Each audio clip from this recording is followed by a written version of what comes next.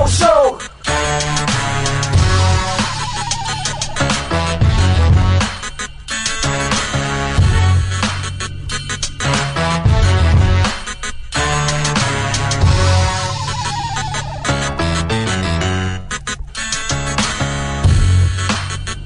This is the big O show. This is the big O show.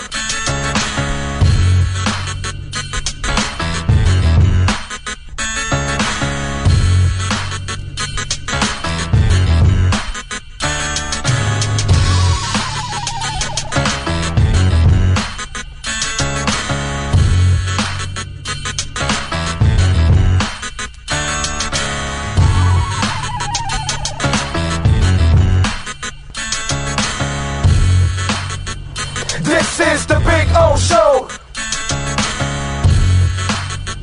This is the big O show. This is the big O show. This.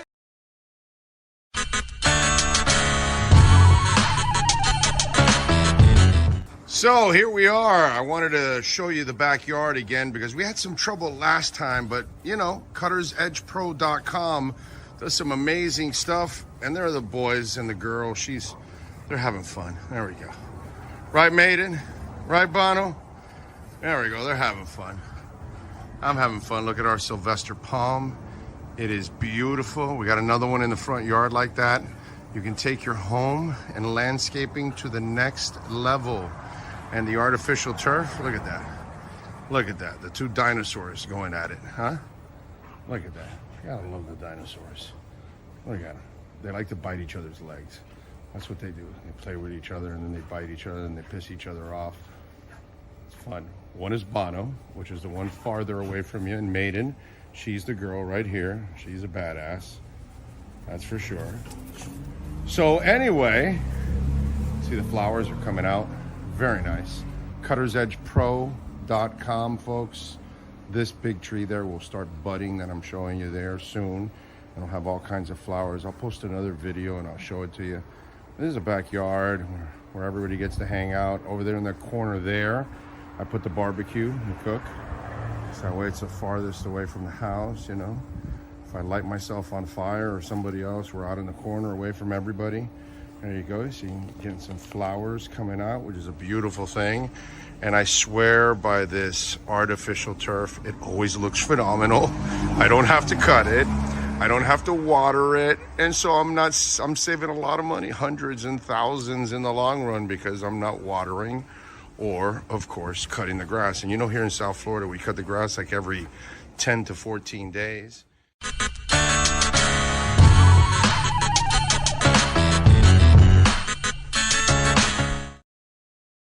There's just one place to get our biggest discount on a 2024 Acura. Take up to $10,000 off. $10,000 off at Acura of Pembroke Pines, the #1 Acura dealer in the USA.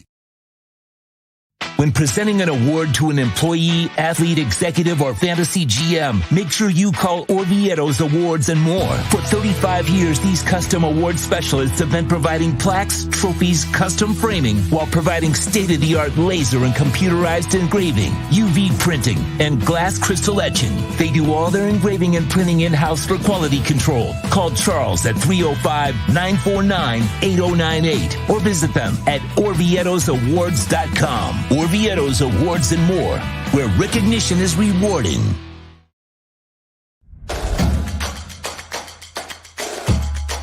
Welcome to Caneswear. New store, new items, same great experience. Family owned and operated since 2010, Caneswear has the latest merchandise from the Miami Hurricanes, Miami Dolphins, Florida Panthers, InterMiamiCF, and more. Come visit us at our store in Davie on University Drive, just south of 595, or online at caneswear.com. Caneswear, the spot Miami fans shop. Oh, I think I know what this is. Houston, we have a package. Hello? No matter where you are, the Sloman Shield Home Security System guards your home. With next-gen perimeter protection, 24/7 monitoring, and interior motion sensing, And right now, get a free Sloman Shield security system and doorbell camera, all professionally installed, for free. Shield your world, the Sloman Shield. This is the Big O Show. This is the Big O Show. This is the Big O Show.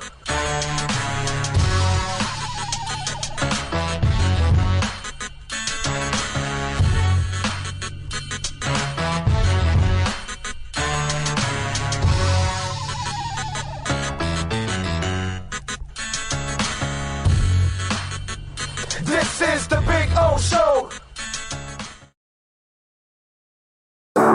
After 40 years, the Big Cheese Miami is still producing great Italian food. They started in 1984. Since then, they've been winning awards while being voted the best inexpensive Italian restaurant in Miami. Visit them for great food, amazing service. Witness the decades of Cane's memories. The walls are like a Miami Hurricanes Hall of Fame. The Big Cheese delivers anything on its menu or party platter menu to your home, office, or even a park for a picnic. Located at 8080 Southwest 67th Avenue, Miami. Call 305-662-6855. TheBigCheeseMiami.com, where they serve large portions at family prices.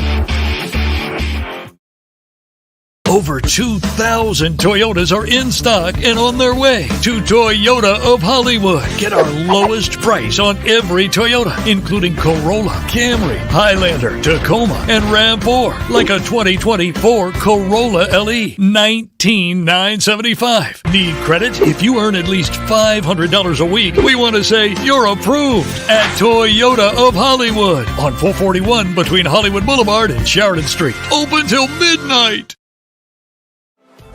Welton Rayom has more than 62 years of litigation experience handling insurance disputes. They're committed to resolving even the toughest insurance claims quickly.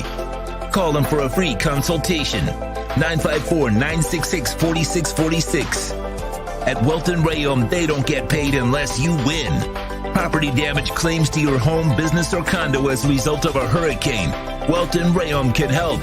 Water, mold, fire, smoke damage, Welton Rayom can help.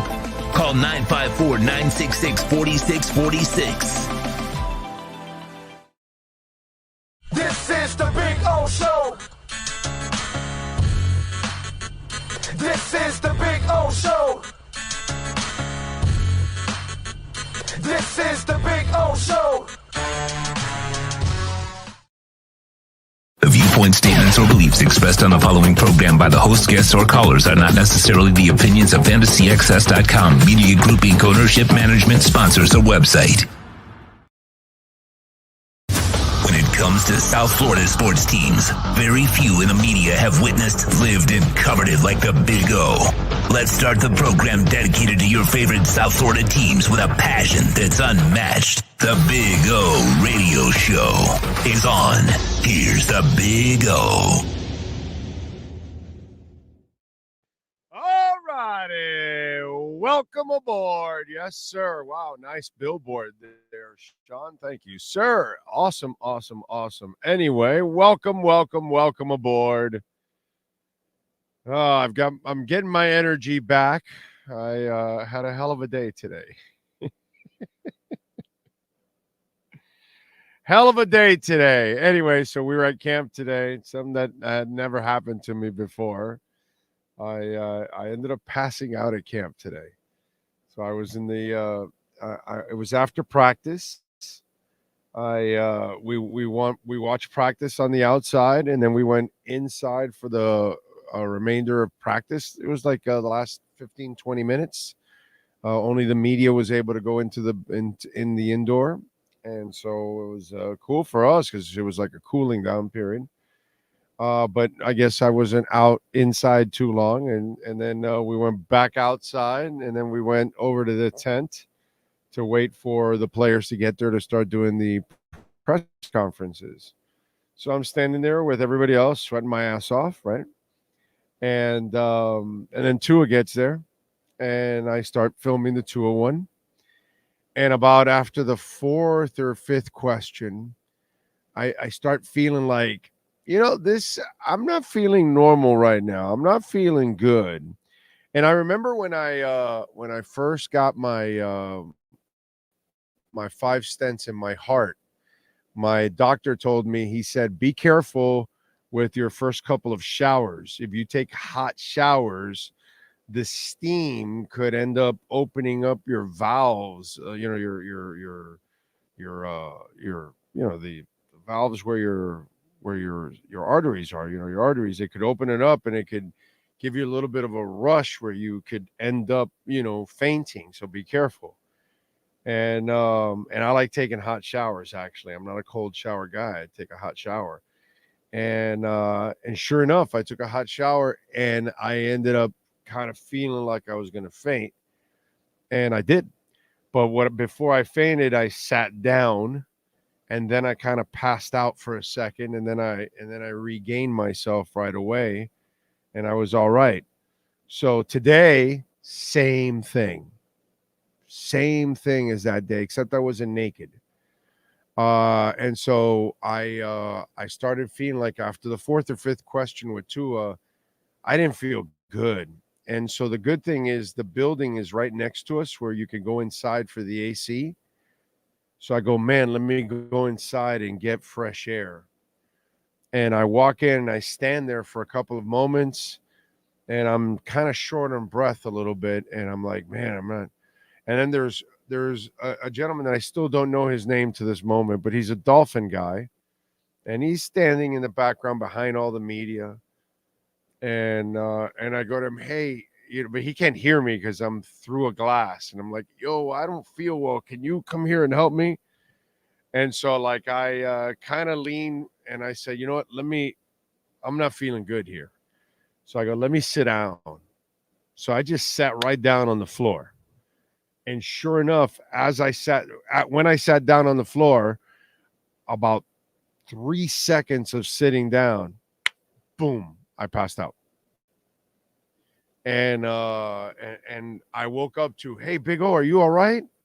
Because then the other young gentleman that does know me from the media relations, came over and saw that I was like, like on the ground. I was like, yo, and then Ann comes over and she's like, Ann's like, did you fall? Or I'm like, no, don't worry about it. I'm not calling Welton Rayom and suing anybody, not doing any of that shit. So I said, no. I sat down. I kind of knew what was coming because I know my body. And sure enough, it's something I never. Now, guess what I did today, boys and girls?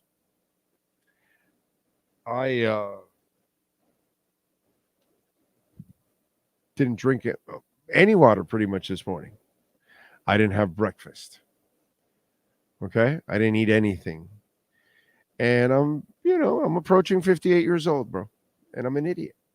And so I didn't hydrate. And I didn't eat. And the heat got to my ass. And it got to the point where it drained me.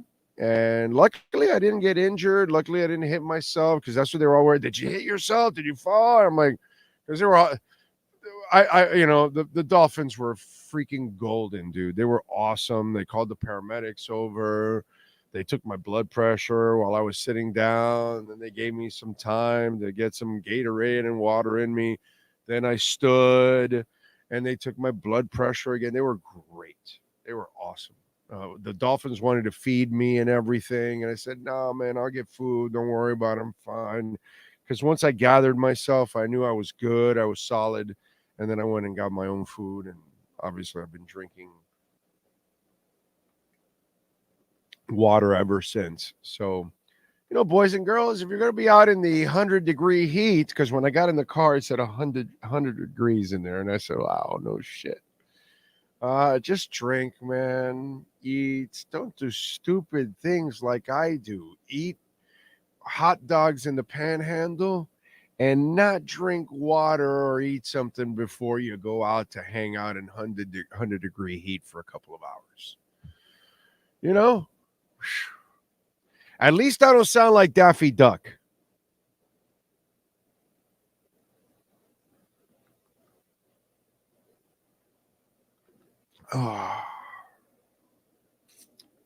So that's my day. How's yours? So anyway, and by the way, I already saw Ocala Joe. Thank you for the Cash App. Not that you were sending it because of this, but thank you. I saw that. Well, I think, what else did he put? He said, what did he say? What did he say? What did he say? He said, thanks for your input and not just sports. Thank you, Ocala Joe. That is very nice of you. Just want to make sure I mention that because when people send in stuff on the off times and when I'm not on and stuff. So thank you. Cash App or Venmo, as always, Cash Big O Show. That's Cash Big O Show. And you can always make a Bitcoin donation. And you know what? Maybe what happened to me was that I freaked out that Bitcoin now started jumping to 61,000.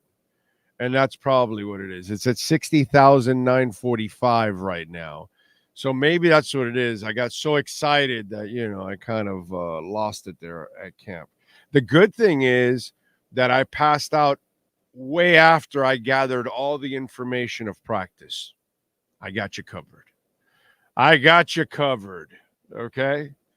One way or another, we got you covered. So we got all the info. I had to go back to listen to the Tua press conference because I blacked out to a portion of it. So it's weird, man. Weird. Well, what are you going to do? We're here, right? We're here. Like I say, every day is a blessing. And it's a blessing once again. So I'm able to continue. So it's all good in the hood. By the way, David Ferronis will join us at 3:30. Manny Navarro will join us at 4 o'clock. So two of our regulars will be joining us and working on some other stuff too to add also to the show too. So hang in there also on all of that too, because you just never know what's going to happen, on the show.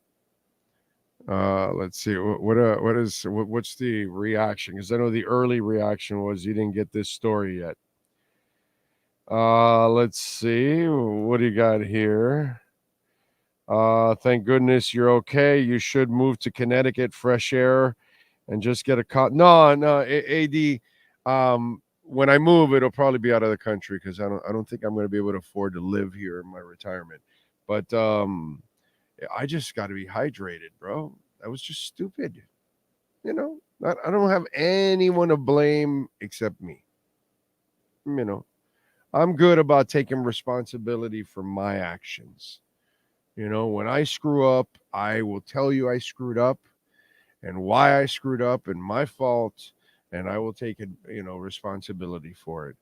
And that's all it is. There's nothing, not blaming South Florida. I know where I live. I've lived here more than half a century. I've lived here for almost 58 years now. So I should know better.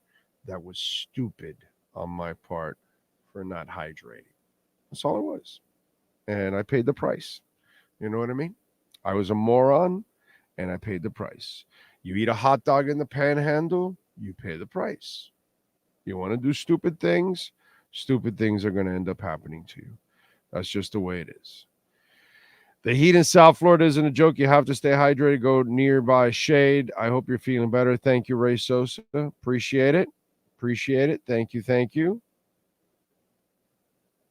True Finn Fenson, that's exactly why you passed out.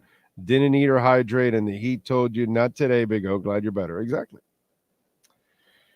Let's go. Big O, was the backup QB so bad that you fainted? Yeah, the backup QB. But I warned you guys about the backup QB. Everybody else is now panicking on the backup QB. I told you guys we were SOL. I told you guys that, didn't I? I've been at this long enough. Like I said, half a century. I've watched football for a long time. I've covered football for a long time.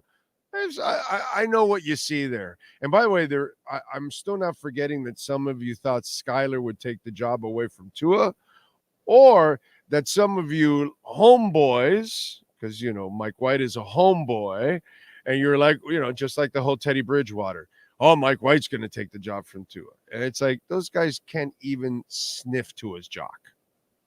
Okay? But, I told you guys, it's hard, man. It's hard to even have a backup QB. That's good. My lovely wife is here. She wants to make sure I'm fine. She's the best in the world. What else do we have here? Glad you're all right, Big O. You should take precautionary measures in the future. I usually do. I usually drink my Fiji, and I usually drink water in the morning, dude. And today, for some reason, I got up, I did a little bit of prep, and I really did not drink water. And I think only to take my medicine. And that's it. And I paid the price, dude. I paid the price. That's all. I'm a moron, and I paid the price. It's an old cliche, but breakfast is really the most important meal of the day, especially now when you need fluids and energy inside you to tolerate this heat.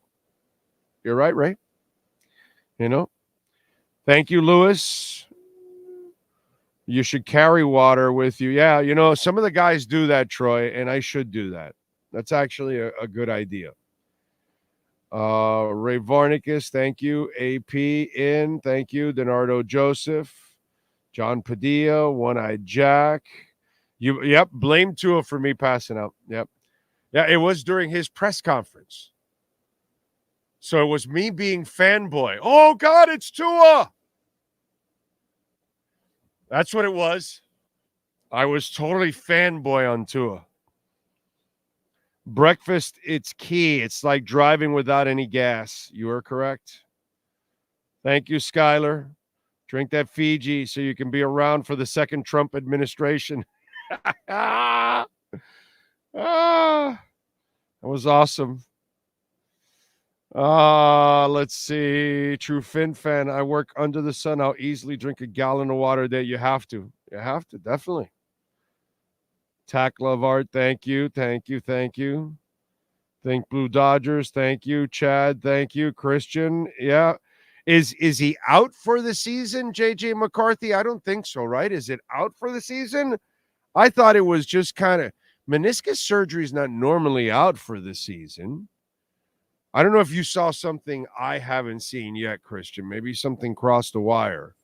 What do you got? No, I was going to say, I haven't seen anything that says he's out for the season. Said he'd be out for the first few weeks. Yeah. I think he's out for a few weeks. Meniscus normally, doggy, doesn't knock you out for a whole season. I have a hard time believing that. And remember, see the billboard here? We're at walk-ons for the first. We're there 6 times this year. But for sure, the first 2 games of the season, so you can lock it in. Okay, the Jags and the Bills, we are at walk-ons. And I host throughout the show, throughout the game. We give out prizes in between quarters and all that kind of stuff. So join us. By the way, a bunch of you, we mailed out a bunch of stuff today. So a bunch of you are going to be getting your stuff with extra gifts in there and all that good stuff. So enjoy that. You waited, but I made it, we made it, obviously, because it takes my wife and Sean is part of this and, everybody else, obviously the great people at 3A Graphics, John Rigoni, who's a freaking god and helping us design all this stuff. So thank you all out there that make it happen. But we were able to ship out for a bunch of you guys. So I know my wife and I later on will send you the tracking numbers because she shipped it off this morning. So a bunch of you will be getting your goods this week. Thank God. Thank God. Let's see. Pat in Nashville says, never. Wait a minute. Okay, here we go. Never lock your knees when standing for long periods. Learn this in infantry school. You will pass out. I did after a 15-mile road march, and they had us in attention for over an hour. It's crazy, dude. It's crazy. I felt it coming. I hope you saturated yourself with water before you started work under the sun. I did not, and that's why I paid the price. Big O, you sure you don't want to blame Tua? Yeah, I'm blaming Tua for it, for sure. We got to blame Tua. It's always Tua's fault, so we got to blame Tua for it. Big O, huge pleasure to meet you today right after practice. Sorry that happened to you after practice, man. Stay hydrated. Thank you, Anthony. You're the one I saw right after practice. Yes, sir. Yes, sir. Thank you. And all of you out there that stopped me during practice, it's never an issue. Always love meeting you all out there. Oh, water alone doesn't hydrate you. You need to put 2 or 3 teaspoons of sea salt. It's essential for our organs. Okay? I could never take the job from Tua, says Skyler. Steven Gonzalez is blaming him, that's for sure. Greer didn't want you to pay for quality backup. That's it. Did you meet Kay Adams, Big O? I saw her yesterday. They're waiting to do the interviews, a tiny little thing. She's about this tall, something like that. She looks like she weighs about 42 pounds. I saw the interviews. It was there. Let's see. Lenny says, like you said, Big O, some of the fan base actually thinks Skyler can take over Tua. No, that's ridiculous. All of it was ridiculous. Oh, what's a standard breakfast for you? I don't have a standard breakfast. I'm terrible at that. But the most standard breakfast I've ever had lifetime has been a chicken biscuit from Chick-fil-A. Okay, but nowadays, sometimes I'll get some berries. Sometimes I'll get some scrambled egg. I don't know, dude. It all depends what it is. It kind of changes up. Sometimes I'll have a turkey burrito, turkey wrap, because my daughter will leave me some cooked chicken or turkey, and then I'll just heat it up and put it in a wrap. I've done that. But today I just didn't eat shit, man. I didn't eat anything. I didn't drink enough. I thought about it, and I was like, wow, what a moron. I didn't do anything before I left. And so you're right, Jay Slim. We're not spring chickens. Definitely not me. I can tell you that. Drink a bottle of electrolytes. Yeah, well, I was drinking the Gatorade after they gave me the Gatorade. I'm not really much of a Gatorade guy. So Trump had billions of views last night. Yeah. Supposedly a lot of people couldn't even watch it, hear it, whatever. And then apparently he sounded like, I heard the audio. He sounded like he was about to say suffering thickatash. So I don't know if those dentures were falling off of him or something. But not really interested in listening to two wackos. Hear one idiot stutter and the other one lie. Not really like my cup of tea. You know what I'm saying? Have to hear one guy take 4 hours to get a fucking question out because he's got to stutter 87 times. Like, I can't imagine that guy would be a good interviewer. So anyway, DJ Ozone, I've been hearing Tannekill is available. Would it be wise? Have you heard the show?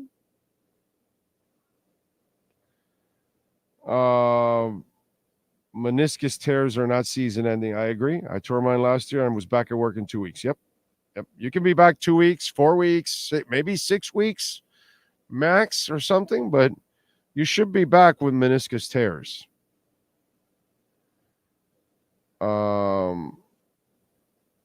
Kay Adams. I mean, I'm a Latin dude, so Kay Adams does nothing in general for Latin dudes.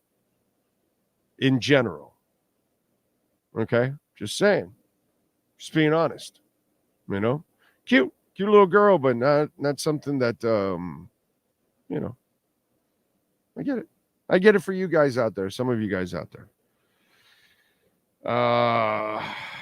So need curves like guitars. That's attractive. Besides this, we gotta have this. If we don't have this, I will generalize on behalf of the Hispanics and the brothers, because I can do those things. I can stereotype for them. I'm willing to go out on a limb that a majority of my Hispanic brethren, and I will go out on a limb, a majority of the brothers out there, just got to have curves, man. Just got to have it. It's part of the attraction. You know? It's the way we are. It's the way we're built. We just can't we can't undo it. It's there. It's in our DNA. There was an earthquake in LA yesterday. I saw it, and Tua's fault too. I agree. Think Blue Dodgers. I saw the scene where the one that they were in the TV studio, and the one girl went under the desk, and everybody else is kind of calm and cool and collective. That was funny. It's just a funny scene. She was like, and she went right under. It was hilarious. Rajan says, I drink a lot of Gatorade when I'm out in the heat. Seems to help me stay. Yeah, no, definitely. I'm just an idiot. You're smart, Rajan. I'm a moron.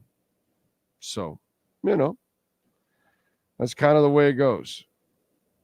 Should do some eggs and avocado and toast. It's good. Or just eggs and oatmeal. I could do the eggs and the oatmeal. Yeah. Avocado in the morning. I don't know, bro.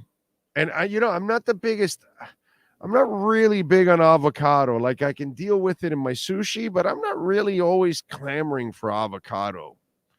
I'm such a weird person in that sense.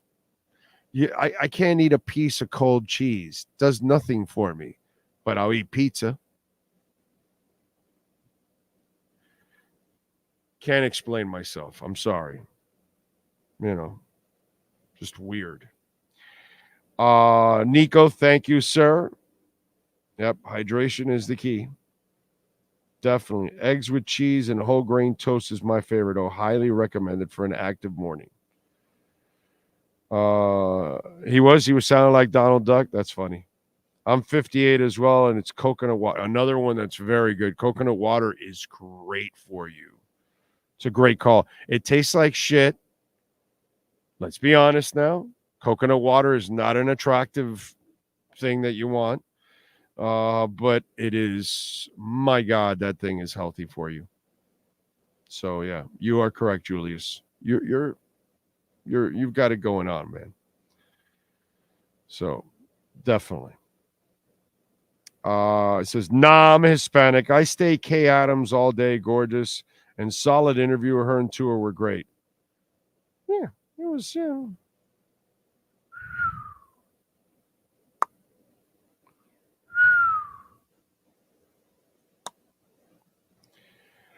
this just in, Big O. Tua was told by the Dolphins that you fainted because you're such a fan of his. LOL. Oh, that's probably what happened. Oh, it's Tua. So there you go. Big O, how about a Cuban sandwich? Cuban sandwich. Might be a good one right there. Avocados are delicious. Mash it up and spread it. Very healthy. I know they are. I just not big on avocados. Not big. Gerard, that's one of your orders went out yesterday. Ray, coconut water helps my kidneys for sure. Yeah, of course, man. For sure. Let's get to our 3A Graphics Sports Calendar. The great Alan Blanco, custom printing and embroidery, 786-618-1443. Folks, tonight, Leagues Cup action. By the way, interesting. Columbus is minus 165 on the money line. InterMiami plus 360. I know Columbus is good, and I know Miami doesn't have Messi, but Miami's good even without Messi. Plus 360? Makes me want to take a gamble. It is gambling, right? I'm just saying, plus half a goal, it's plus 120 Miami. Minus half a goal, it's minus 165 Columbus. Vegas is guaranteed that Columbus at home, because Miami's on the road, that Columbus at home is going to throttle Miami. I'm not so sure about that one. I am not a financial advisor, a betting expert, but Miami plus 360, I like my chances. 7 o'clock on Saturday, Hard Rock Stadium, Commanders and Dolphins.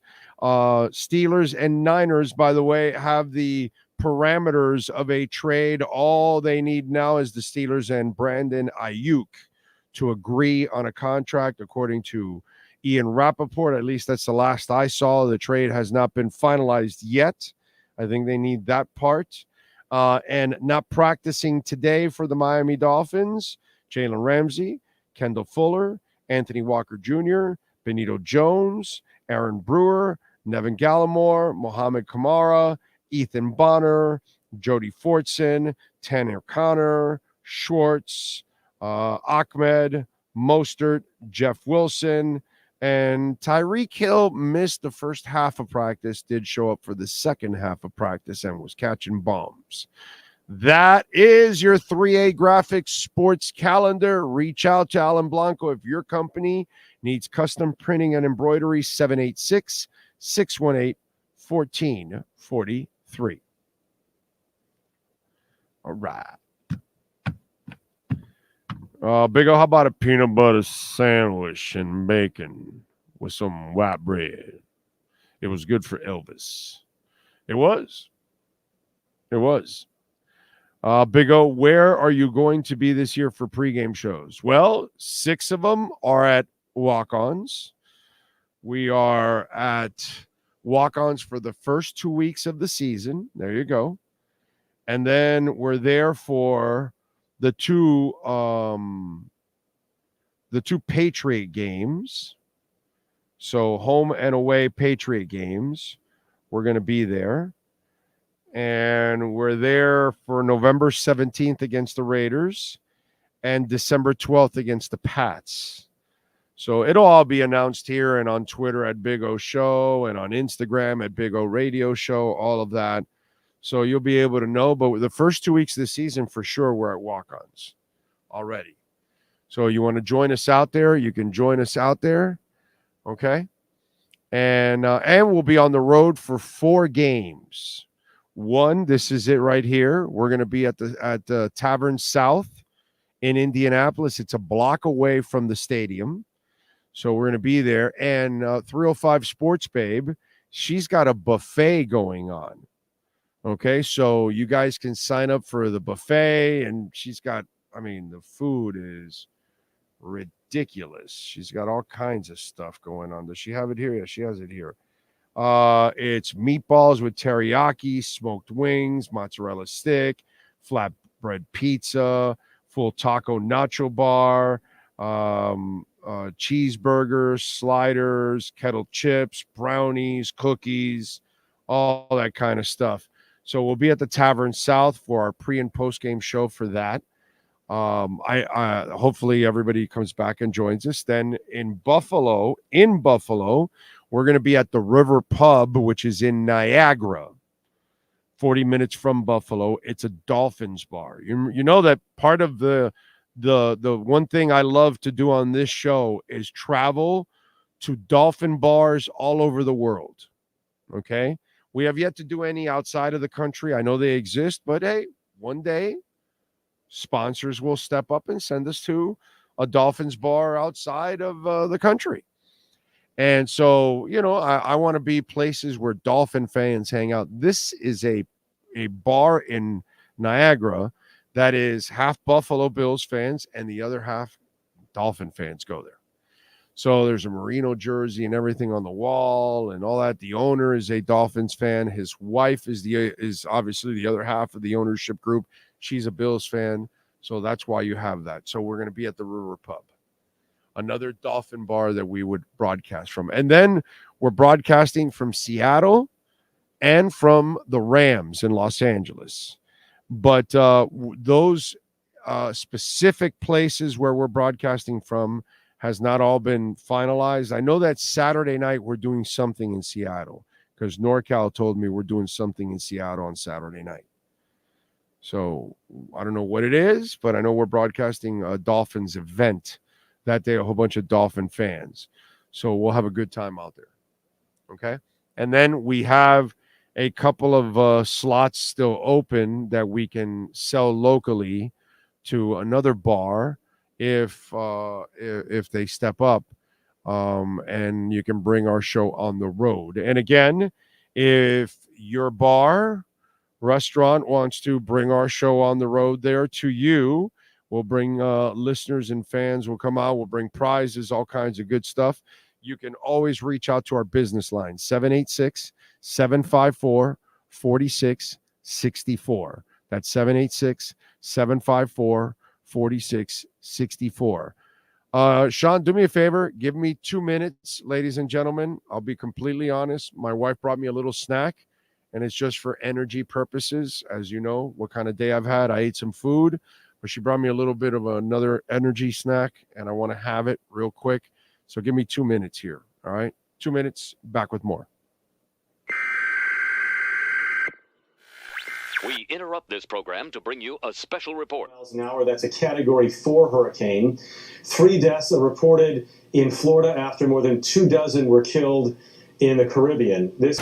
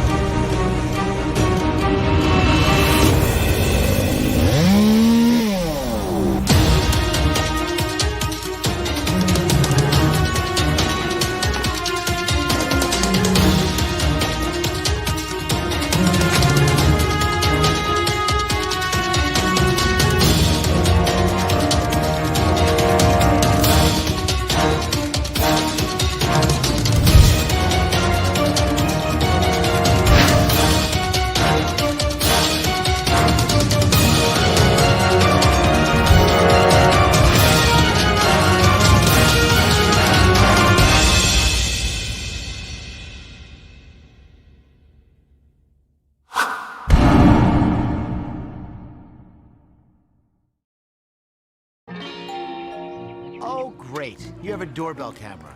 Now you have a front row seat to your house getting robbed. They're breaking into my house! Ooh, there goes the TV. I'm sure it'll turn up at the pawn shop. No, not the TV! Just because you can see them, that doesn't mean you can stop them. With Slogans, you get 24-hour monitoring, a free home security system, and professional installation. Plus, free doorbell camera, one that'll actually work for you. Get out of my house! Get out of the house! Call 1-800-ALARM-ME.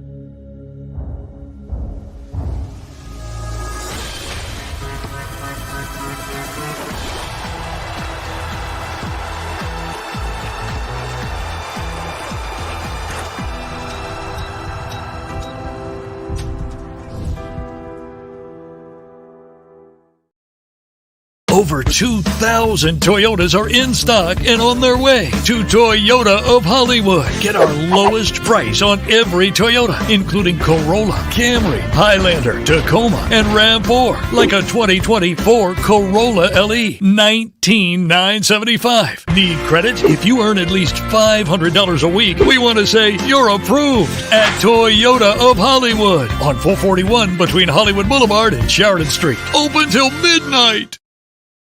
This is the Big O Show. This is the Big O Show. This is the Big O Show. When it comes to South Florida sports teams, very few in the media have witnessed, lived, and covered it like the Big O. Let's start the program dedicated to your favorite South Florida teams with a passion that's unmatched. The Big O Radio Show is on. Here's the Big O.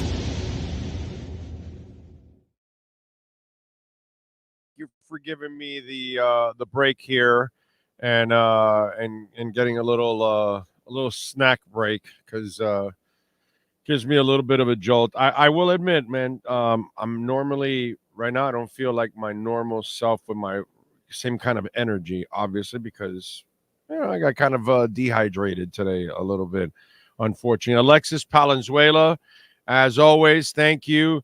Cash App or Venmo is a great way to support our show and keep Sean and I always afloat. And it's a Cash Big O Show. That's Cash Big O Show. You can always make a Bitcoin or Ethereum donation, which we love that. Alexis, thank you. He says, hope you're okay. Drink water. I had a similar experience back when back and have an excellent show. Thank you, sir. Thank you, Alexis. I appreciate that immensely, my man. Very kind of you. And we'll get through it, man. We'll get through it. It's one of those where, you'll survive, man, and move on. You'll survive and move on. By the way, Bitcoin's at 60,575. So pumping over 60,000, got to 61,491 actually. So it's gone back 1,000 down from 61,491 to 60,523 right now. So we're in that chamber, the 60,000 chamber at the moment. Anyway, practice today. I got to tell you, man, Patrick McMorris. There's a thing about Anthony Weaver that I really like, and Holland is happy. And if Holland is happy, you're going to get results from him in a much better fashion. Kader Kohu looks much more different than he did last year under the old fart. Patrick McMorris, who last year as a rookie didn't see the light of day because, of course, the old fart was set in his ways. He didn't have time to develop people. Bro, I see Chop Robinson all over the goddamn place. Every practice. Today, he's blowing up a run. He's holding the point on the edge. Like, I'm like, what the hell is it? He's covering Tyreek today. You heard me. He was running with Tyreek across the field, so he just kind of did his job. Somebody else is going to pick it up at the next level, but the dude stayed with him across. And I know Ethan Bonner is out right now dealing with concussion protocol and all that, but there's a young guy that was translating. Remember what I told you about the young people they weren't communicating with the old man? Kind of like what was going on in the presidential race. It was two old farts nobody really wanted to see. And they don't relate to people anymore. One was practically dying in front of us. They were probably putting the embalming shit inside of Biden just to kind of keep him alive like Weekends at Bernie's. You know why? Because neither one of these old farts could relate. Same thing here. Same thing here. This old fart couldn't relate to people. So he didn't maximize his own defense. He didn't listen to Jalen Ramsey. He didn't maximize what Javon Holland can do. This guy's doing it. Patrick McMorris looks like he's a third-year safety in a first-year offense. How come is that? He's a Cal kid, so he's got to have a brain, right? Like some kind of brain. You can't go to Cal and not just hit the books. So he looks comfortable. Like young guys are playing well in this system right now. They're looking comfortable in this system. I like that a lot because you expect veterans to adjust, but you also need young players to contribute. And you have a coach in Weaver who is not an old, out-of-touch fart. And that's the problem. Sorry, but I'm going to age discriminate. You know what, bro? I'm almost 58. I can age discriminate with the best of them. Screw it. Sometimes you are too old to do something. Okay? Sometimes you are too old to relate to people because you do not change with the times. You know, that's what kept Pete Carroll going into his 70s, because he found a way to still relate to players. And then obviously now he got into his 70s, and now it got already to a point where you're not going to relate the same anymore. And if you can't adjust with the changes of the times, you're not going to be able to get the max out of the people around you. This guy Weaver, Patrick Paul is playing well on offense, but you figure that because on offense they have that attitude of trying to reach players. So you're going to have a better chance of reaching younger players, but you did not have that chance with Vic Fangio last year. Vic Fangio had no time to teach people. He had no time to wait for people to learn. He had no time for people to grow. He needed veterans that can understand what he wanted to do right away. And he still did top 10. But can you imagine if he had at least the flexibility of Weaver, he might have gotten more out of his own team. And you and I know he didn't adjust like a good defensive coordinator should. They were top 10, and in two instances in the Ravens and the Titans game, what required you to rush and blitz that quarterback and disrupt what they were doing, you chose not to. That was bad coaching. This is not what I'm seeing, dude. I'm watching young guys fly around. And if Cam Smith can stay healthy, which he's back at practice, if Cam Smith can stay healthy, I feel better for Cam to play well, because he's got a coach that is allowing others to grow, and they're young. So Cam will have every opportunity to also grow with them. And it's really cool watching Patrick McMorris and a young guy like that just feel comfortable out there. Because you're expecting Marcus May to be the third safety, and then you've got Elijah Campbell out there, and then all of a sudden here's Patrick McMorris, making some impact in the secondary, and it's like that becomes a bonus. And we've talked about, was it Jason Maitre, right? What is the name of the kid? Right, Jason Maitre, the kid from Wisconsin, who I can't explain it. He's constantly making plays in camp. It's pretty cool, man. Nick Needham. I think that at times it just maybe looks like it's not going to be as good as you might think it might be. And maybe things are better than what you're expecting. Maybe the secondary is going to have some really good depth, overall. And Weaver has got the Tier Tart thing. If Tier Tart is being released, okay, if Tier Tart is being released, let me explain what that means all of a sudden. That means that Leonard Payne, Neville Gallimore, which, by the way, he's looked good, Deshaun Han, and, the old man can still play, Zach Sealer's a stud, Calais Campbell, Benito Jones, I know Peely got a little banged up, Mack and Jonathan Harris. By the way, the Jonathan Harris guy, it's like they picked him up late last year, and I know he looks like the part. Like, he is an physically impressive, imposing dude. But man, he makes his share of like plays like, hey, yo, who's that? Wait a minute. Oh, that's that Harris guy.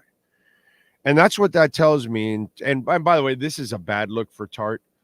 Your hometown team cuts your ass this early in camp. This is bad for him. The only good thing is that it's early enough that he might be able to latch on somewhere else. Maybe. but this is probably where he wanted to be. And this tells me that there's a lot of people outplaying him that they were like, yeah, we don't need him. That's how bad that is. He was so unimpressive that they said, we don't need him. That's kind of crazy, man. Really, really crazy. Let's see. Our QB is healthy and maturing. It looks pretty good. Yeah, he's fine. He didn't have a good day today. Threw a couple interceptions, but you never know what they're working on, what he's trying, what he's attempting. So I don't go all crazy. But it wasn't a good day for the offense and the first team offense today. Couple passes. Some of them actually were completed.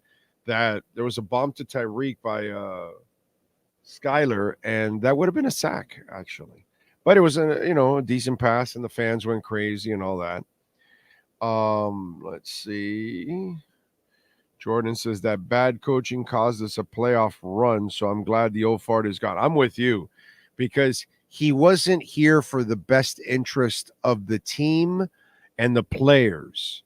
And if there's something that Mike McDaniel does a lot of good things and he says a lot of right things, one of the things that he says that he's right, he's there to service the players. He's there to make sure they have all the information and that they're taught everything that they need to be the best players that they can be. They're there to provide a service, coach them up, give them every advantage possible, and then they have to go out and execute it, obviously. But your job as a coach is to provide every angle that makes them better, physically, mentally, what's going on in the film room, all that kind of stuff. They've got to walk onto that field like they are prepared. And then that, as a coach, you did your job. That's it. So it's a team thing. And you have a guy that's willing to do it. You didn't have one that was willing to do it, to take care of his players and teach them. Yes, Tart got cut, Troy.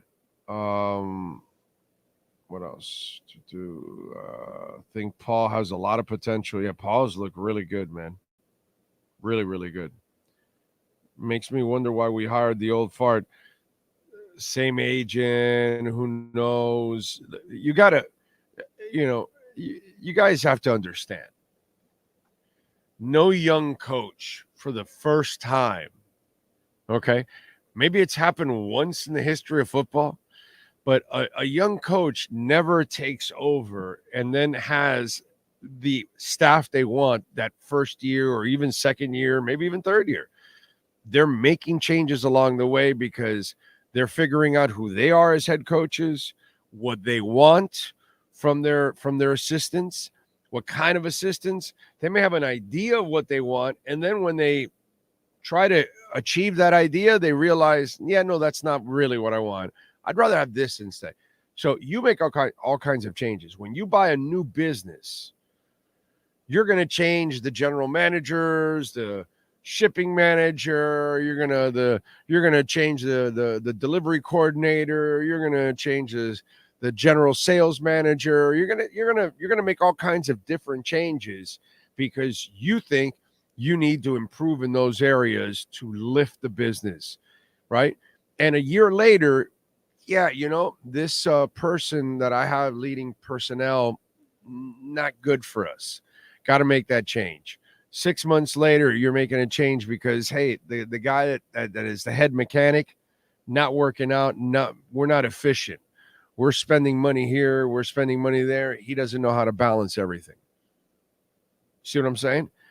So when you take over something new, a business, when you start as a new coach, you don't have the perfect staff right from the get-go. Nobody does. They all make changes. And they all make all kinds of changes. And that's normal. So McDaniel making several changes on defense when he's an offensive-minded coach makes sense. He inherited the first guy. Then he makes the next change and it doesn't work. And now he's going with another change. And we'll see. And instead, we're all talking about how long will Weaver be here before somebody takes him. That's how much people are impressed by the way Weaver carries himself. Like, yo, yeah, you did good. Great job hiring, but you're not going to have him around very long. You know, that kind of shit. Which that's another reason why you're going to also have changes. You're going to fire people, and they're also going to leave, and they're going to get promotions. And, you know, I'm almost hoping that doesn't happen, but you're hoping that happens because that proves that you've got a great, you know, defensive coordinator. And that's important, too, as an organization if you want to win a championship. Let's see. Glad you're feeling better. Thank you, Troy. If we can get our young safeties to produce like the Ravens' Kyle Hamilton, my toes are tingling, especially against Aaron Rodgers and the stinking Jets. Yes, sir. Jalen Wright, I can finally forgive Greer for not taking Jonathan Taylor. Whatever, bro. I'm not really into taking running backs in the first round anyways. Thank you, Chase One. Drake, old fat is too old. Cannot just be glad we have Weaver.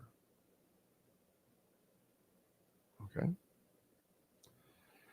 Fangio's defense was 23rd in points allowed. I know, but overall they were top 10 defense. Big O, if the backup QBs don't do better, do you see us making a trade? No. I think they'll stay with the guys they have that know the system and have been in it. I don't think they'll make a change. Will be interesting to see how Fangio does in Philly. Also, Big O, what's your take on coordinators coaching from the box as opposed to the sidelines? I like coordinators coaching from the box because they get to see everything. But I totally understand the coaches down on the sidelines because if you have trustworthy eyes above, they'll tell you what's going on, something that you may not notice. So they're in your headset anyway. And then this gives you an opportunity to personally communicate with your offensive or defensive players if you're a coordinator. And I think there's value to that also. So I almost would rather, if I got to lean to one, I'm going to lean to the latter. Be on the field, have eyes you trust up there, and then you can communicate directly what you want with the players on defense or offense. So that's kind of the way I would go. Okay. Call me crazy, but I'd rather have Boyer over Fangio any day. I don't know if people would call you crazy for that. Will be interesting to see how Fangio does in Philly. Also, Big O, what's your take on coordinators coaching from the box? Oh, well, I just talked about that. Okay. Well, I think somebody's late.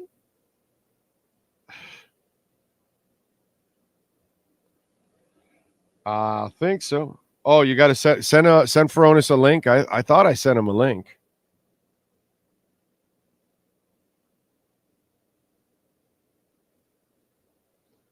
I thought I sent him a link. Oh, well. What can I tell you? I was dehydrated.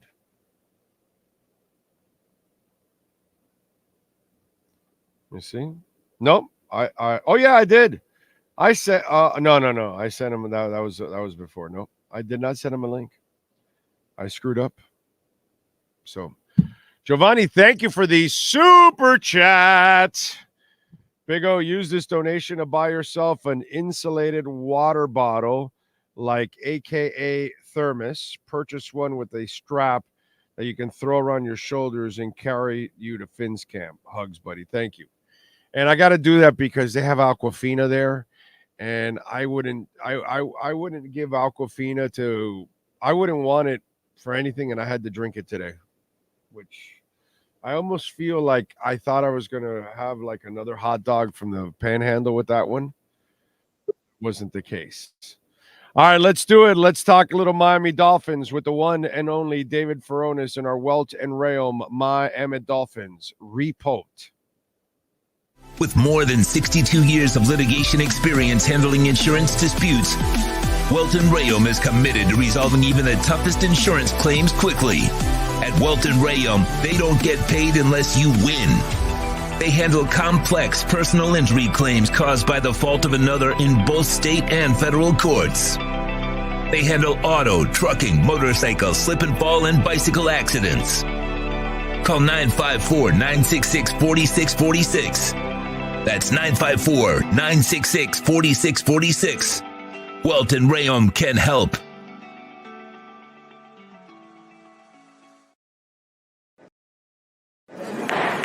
All rise, football fans, as the Welton Rayom Miami Dolphins report with David Veronis is in session.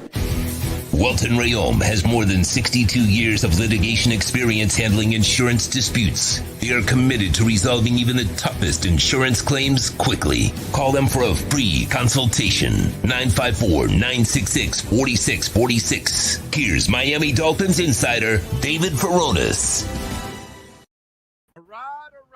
All right. How you doing, my man? How you feeling?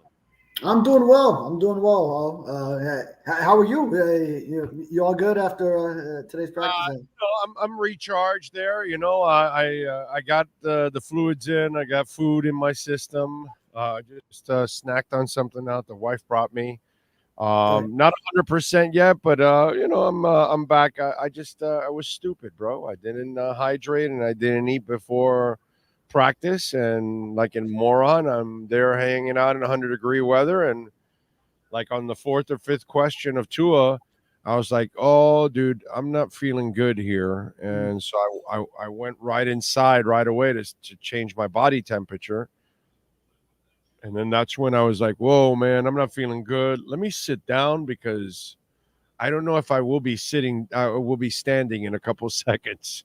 Ooh, and so, and then because I kind of felt that I was going to faint, and so obviously I don't want to get injured, so I sat down, and then that's it. Everybody was great, dude. They were all freaking out, but it was fine. It was just me that I didn't do what I was supposed to do before I normally go to practice. I always have a jug of Fiji on me, always. I'm always drinking water, and today I did not drink any water. I got up and showered, got prepared a little bit, took off, and I think outside of taking my medicine this morning, that was the only time I had a little bit of water, and then that's it. I didn't drink water, and then I hate Aquafina, which is what I have there because they're a Pepsi place, and I can't drink Dasani and Aquafina. I can't drink that water. I can't drink that water. Really? Yeah. It's terrible water. And so I screwed up. And you know what? Giovanni is right. And a couple of other guys have mentioned that I should carry a bottle of water around when I'm in there so I can just be drinking water constantly. Yeah, so, carry. Did you get the maybe you weren't there the day that the Dolphins media relations handed out their gifts? It was one like a water bottle, a good one that keeps water cold for a while. So if you didn't get one of those, try to see if there's still one around. And now they have the water refilling station up by the media workroom too. Okay. So, yeah. So I remember I'm not there every day like you guys. They probably get on a day where just you guys are going to be there. I go during training camp. After that, there's no practice to see after that, bro. There's nothing to see here. So I just I can't show up, or you guys got to show up with all that stuff. But for me, it's just, after practice, I don't got anything else there, So. These are the roughest days to show up and not be hydrated. So these are the days where you really have to be hydrated. And you're out there the whole time. Yeah, the ones in the fall were only there for 15 minutes or so. So, nothing's going to happen to you there. Yeah. And I'm an idiot. I walk around, too, and I go even out to the one-on-ones. Today I didn't. Today I just walked all the way to the end of the benches so I can look at the one-on-ones on the linemen right in that. But yes. But that's it, And so, but overall, yeah, man, it's just one of those deals. One of the themes that I talked about today on the show, and it's very impressive. Last year, and it reminds me a lot of where our presidential race was for a moment. It was two old farts that people, really the average person, not the fanatics, the average person didn't really want to see two old farts again. They felt like both old farts were out of tune with society and all that kind of stuff. Well, last year, I think you had an old fart that was out of tune with the people around him. And he maximized what he could because of his system and the players that he had. But he didn't maximize Patrick McMorris like you're watching now. He didn't maximize Chop like you would see a rookie really, shining under him. He didn't reach a Holland. He didn't reach a Kohu. He didn't reach a Cam Smith. He had problems, if you think about it, overall with young people. You look now, and it's Ethan Bonner, and it's Chop, and it's Patrick McMorris, and young people are adjusting. Young people are succeeding. And I think it's a really cool theme for the Miami Dolphins that they have a coach that fits the entire philosophy of and I think we're already seeing the results, is what I see early on here. Yeah. And I want to see if he can reach Cam Smith, which would be a constant from last year. Vic Fangio, who you gave that entire pleasant, elaborate introduction without even naming. Made sure to avoid his name altogether. But who Vic Fangio never reached last year as a rookie, as a second-round pick that was handpicked. And by the way, we don't want Fangio running for president either. Okay. Yeah. So I am excited to see now Cam Smith. He's been missing a couple weeks of practice now, trying to get back into it. If the fruits of that coaching labor can find him, then that would be a great bonus too. But you said it, yeah, with all these rookies, that surely most likely, at least probably, it would have been a similar situation. Vic Fangio dealing with these same rookies of this class, and a Chop Robinson and a Patrick McMorris, who took a game ball from the preseason game, leading the team in tackles. And even today, I saw him in a good position on a throw to Durham Smythe, where he would have, now obviously he's letting up in practice, but he was in position to really, I don't want to use the term launch himself because that would be illegal, but to put a big hit on the tight end in that same situation in game. So you can see he's in the right place at the right time, as he was often in that exhibition on Friday. And yeah, I mean, Weaver, he's more so, you said it, with the culture. He aligns well with the head coach on down through to the players. Where Vic Fangio last year, you were trying to give the benefit of the doubt, saying, well, it's an opposites attract thing between Mike McDaniel and Vic Fangio. They're such opposite coaches, but they're still football nuts at the end of the day. But it didn't turn out that way in that 1 year together. Even though Fangio, he had a success here and there, top 10 defense, but the downs were really down, like the Buffalo game, like the Baltimore game, etc. So, yeah, I think this surely is more of that marriage that should really work well. Yeah, Ollie's back, by the way, folks. Ollie's back. He wants to. He wanted some PT.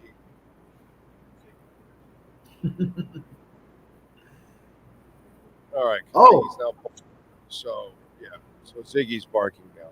Double it up. So, yes. Yeah. Well, we have 4 dogs, 2 big ones. We could not have one by itself. 5 if you include you. Definitely. Right down, Ziggy. You bastard. Anyway, the other thing that I wanted, the tight end. I think, Tua is in for a much better season than he's ever had. I know that Tua downplayed it today. I forgot which one of you guys asked about. I think it was Perk that asked about spreading the ball around. Hey, you're throwing more to the tight ends or all this. Well, that's what the defense is dictating. Bullshit. They're going to throw to the tight ends a lot more. They're going to hand off to the tight ends a lot more. They're going to throw to running backs a lot more. To me, you are going to now make the offense a lot better for your quarterback because now you're going to add elements that just did not exist, dude. Think about it. He dropped back without really the tight end being an option for this team. And you're seeing it in practice. I mean, the tight end is going to be featured in this offense. Yeah. You know what? I want to see first game the tight ends get off the schneid for the year.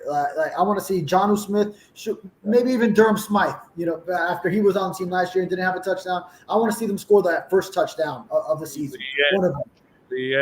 Julian. Or Julian Hill. Julian Hill. That would be amazing. Just to get off, you went off all last year. Just knock that one, cross it off. Which I remember the opener last year against the Chargers. Durham Smythe was actually open for a touchdown, but then Tua had either him or River Craycraft, and he threw over Smythe to hit River for the touchdown in LA. So the tight end could have gotten off the schneid right there, right off the bat, but it didn't. But yes, I believe the tight end will be more featured this year. I think Jonnu Smith, we've seen see really an uptick in practice in recent days. And in fact, I wrote the Monday practice report, and he was my stock up player because just an accumulation of how we've seen him get better incorporated. And in fact, that was when, and the Dolphins released this video, Tua threw that dime, back corner, over the shoulder to Jonnu Smith, and then he celebrates by throwing the ball up in the air. You can tell that was just a great moment to see that connection. Great throw from Tua, and to see the tight end get featured in the red zone like that. Not to mention Jonnu Smith, by the way, and Mike McDaniel has shown this. It's it's not too much of a secret right now, and even it was part of today's practice. It was a highlight of Jonnu Smith carrying the football in these little sneaky tight end arounds. Get the tight end involved in the run game too. So that's going to be something interesting to see, using Jonnu Smith's ability that's usually yards after catch. How about just give him the ball just straight up and hand it to him so that he can run with it. That resembled that the first 2 years under Mike McDaniel here. No. Right. You got to think to Deebo Samuel in San Francisco that 21 season when he was offensive coordinator there. Right. He didn't even practice it. It wasn't even on the agenda. It wasn't an option.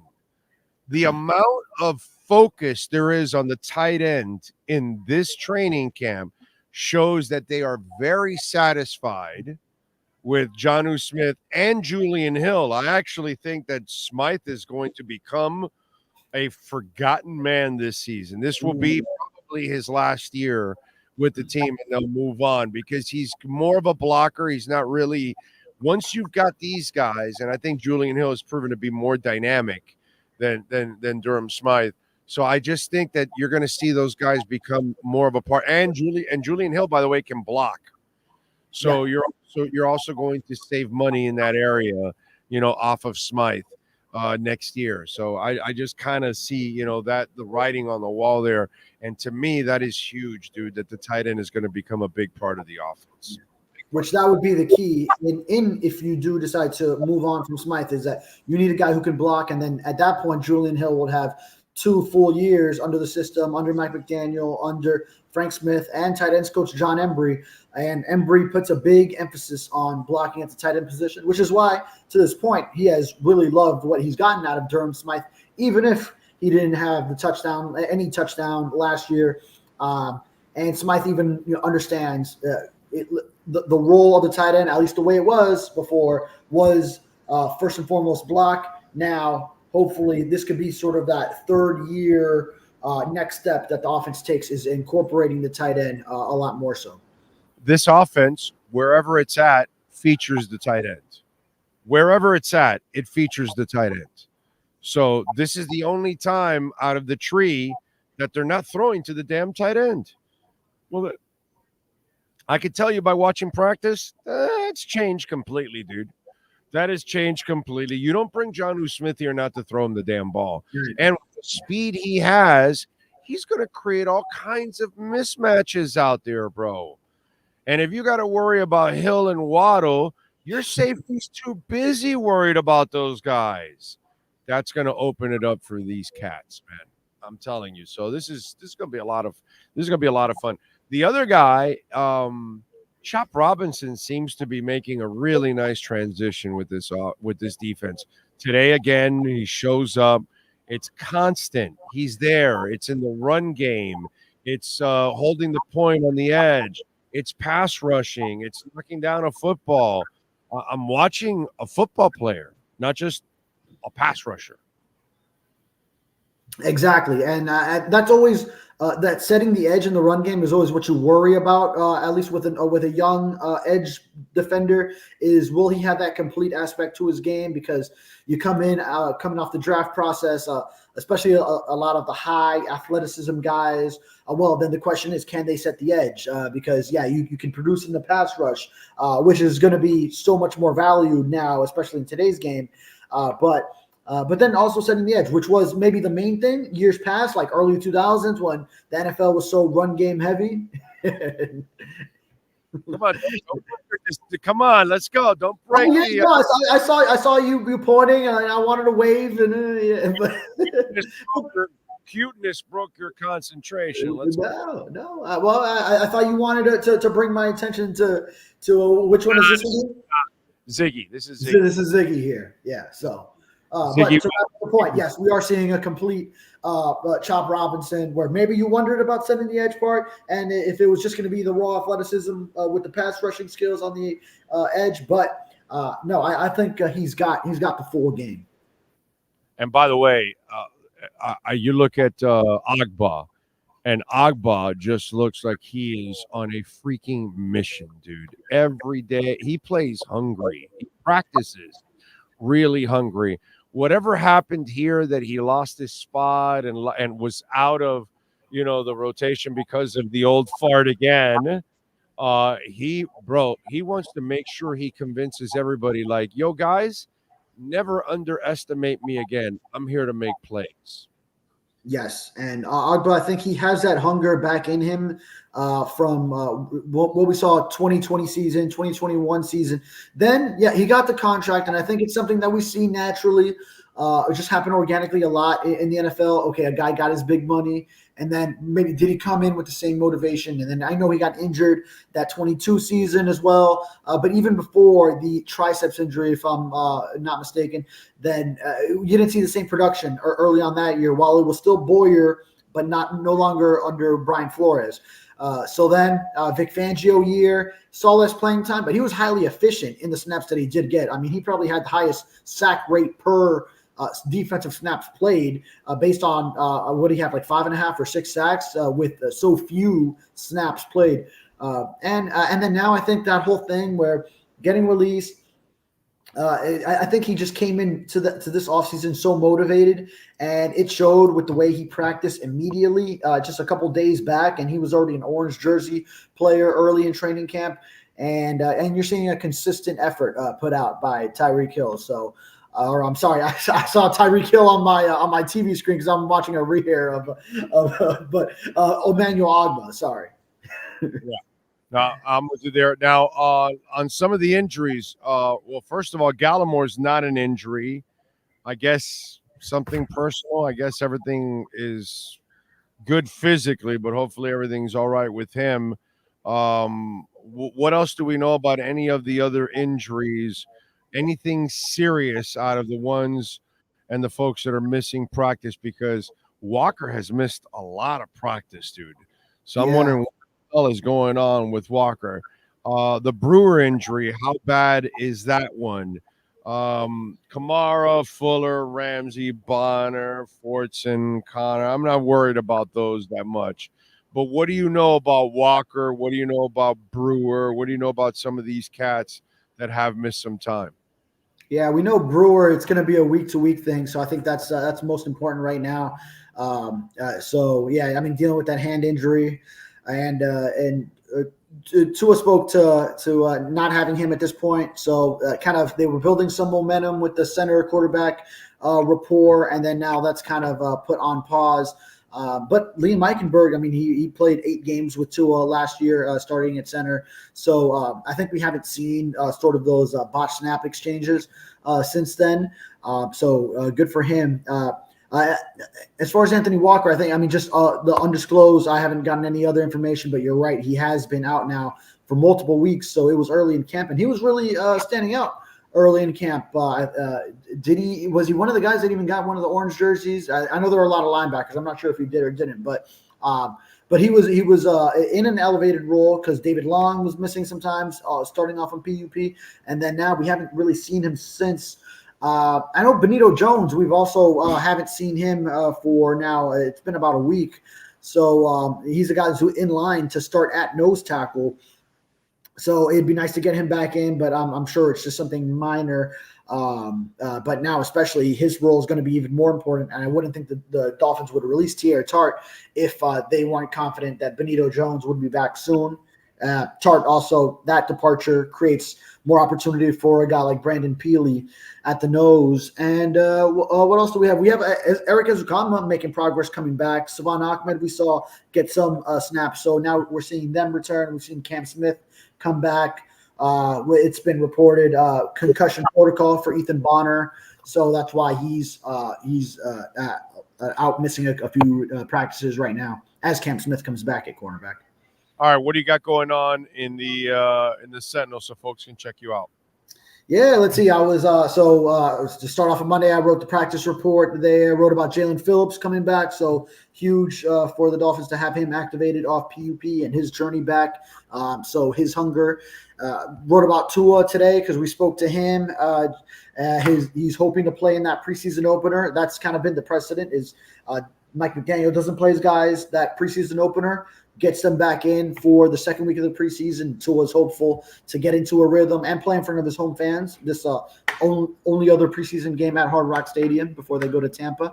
And also on the Tart News, and spoke to Liam Eichenberg today a little bit about now going back to center with Aaron Brewer injured as he also competes for this starting guard spot. All right, good stuff. Follow him on Twitter at DavidFuronis_. And don't forget to call our friends at Welton Realm. I hope you don't need them, but if you have bankruptcy issues, and I know a lot of people are going into their 401ks and deep into their savings, and they're bringing up a lot of credit cards, and those rates are through the roof right now, and maybe you want to consolidate, you want to get out of these issues, call Welton Realm. They can help you. 954-966-4646. Homeowner property damage, condo damage, business owner claims, commercial litigation, personal injury. Never call the insurance company. You call Welton Realm first. They will send their adjusters, and then they will attack the insurance company for you. That way, you don't have to deal with any of the headaches. The only thing is you pick up a check. Nothing wrong with that. 954-966-4646. David, we will catch up on Friday, my friend. Thank you. Yes, sir. Sounds good. You got it. There you go. David Furonis with our Welt and Realm Miami Dolphins report. And from there, we will now go to Manny Navarro with our Caneswear Miami Hurricanes report. This has been another session of the Welton Realm Miami Dolphins Report with David Furonis. At Welton Realm, they don't get paid unless you win. They handle complex personal injury claims caused by the fault of another in both state and federal courts. They handle auto, trucking, motorcycle slip and fall, and bicycle accidents. Call 954-966-4646. Welton Realm can help. The viewpoints, statements, or beliefs expressed on the following program by the host, guests, or callers are not necessarily the opinions of FantasyAccess.com, Media Group Inc. ownership, management, sponsors, or website. If you're a Miami sports fan, there's only one store to go to, and that's Caneswear at Miami Fanwear in Davie. They're your one-stop shop for all your InterMiamiCF, Canes, Dolphins, Panthers, and Marlins merchandise. They have hats, t-shirts, game day jerseys, and so much more. Located at 2655 South University Drive in Davie, and open 24/7 online at caneswear.com or intermiamiwear.com. Call them at 954-835-5597. Caneswear, the spot where InterMiami and all Miami sports fans shop. Time for Canes fans to get what they want. Information, insight, and perspective. It's the Caneswear Miami Hurricanes Report with Manny Navarro. Exclusively on the Big O Radio Show. Here's Big O and insider Manny Navarro. There he is, locked and loaded and ready to go. How you feeling, my man? You feeling good? Feeling good. Oh, it's we're closing in on the start of the season, so it's just been cranking out content. I've been busy on the phone talking to football GMs all over college football, talking to recruiting people. It's just it's that time of year, bro, where we're like doing a million things. But I'm excited because the games are going to start, which means we can just concentrate on what's happening on the field. So what are we hearing? How is the offense looking? Is it humming?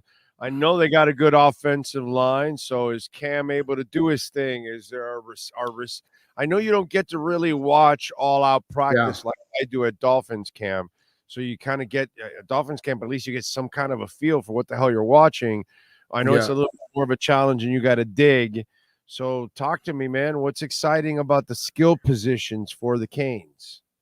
Well, I just think, offensively, they're going to be one of the best offenses in the country. They just got so many weapons, I think this defense, you talk about the first scrimmage this past weekend, everything that I heard was that, the offense looked really, really good. Cam Ward, you go back to the spring game, we could watch the spring game. He threw 3 touchdown passes in that game. And they've got all kinds of weapons now, man. Damian Martinez in the backfield is a big addition.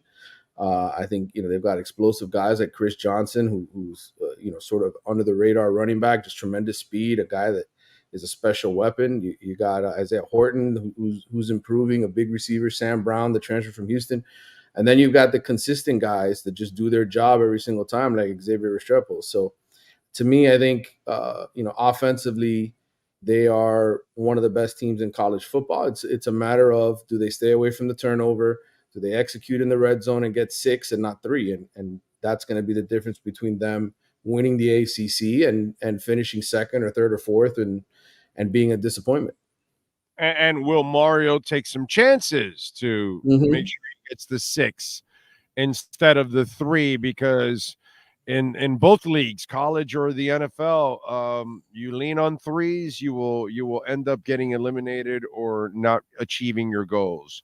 You got to score touchdowns, bro. You got to score touchdowns. You do. And, look, this team averaged 31 points a game last year, almost 32 points a game. And, they were top 30 in yards per play. So they were explosive enough. I mean, you just look at the turnovers and the way that affected their season. They should have never been 7-6. That was a 9-win team in my mind that underachieved because they turned the ball over in bad situations. So I think as long as Cam Ward is in control, and like I said to you before here many times, I think as long as he's not trying to play hero ball, right, and making the dumb play where he's fumbling it or trying to do something extra, they're going to score enough points to beat most of the teams on their schedule because their offense is that good and they're that deep at the skill position. I look at the Florida game, right, and so you know it better than we see. Right now, this is what sucks about college football. Sometimes we just don't know. It's like potluck. It's like a Jack in the Box. We don't know what the hell we're going to get. So I don't know how good or how bad Florida is. I don't know how much better the Canes are. I know that on paper they should be better. But then again, last year, you should have been better on paper than you were in reality. You had better talent than the results. So I don't know enough about Florida. Walk us through as Canes fans on layman's terms. Where is it going to give Miami trouble? Where can Miami take advantage of Florida? Speak. Yeah, well, listen, I saw the Gators play Georgia, which, obviously Georgia's an entirely different animal and on a different level. But I was in Jacksonville to watch that game. And the number one thing I took away is just up front, Florida is not good enough to win in the SEC. They just don't have the dogs on the offensive and defensive line. And I think that's where Mario has the edge in this game because he has recruited the position the right way. Miami is deep on both sides of the line of scrimmage. They're talented. They're big. They're physical.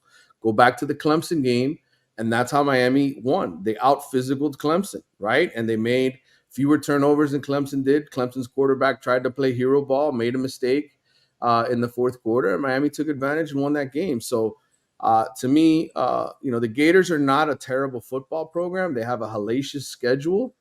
They have a losing skid of 5 straight games. They've got a lack of confidence probably from some of those players within. When you lose 5 straight games to end the season, I'm sorry, but that's going to carry over into the next year, right? Especially when guys get the chance.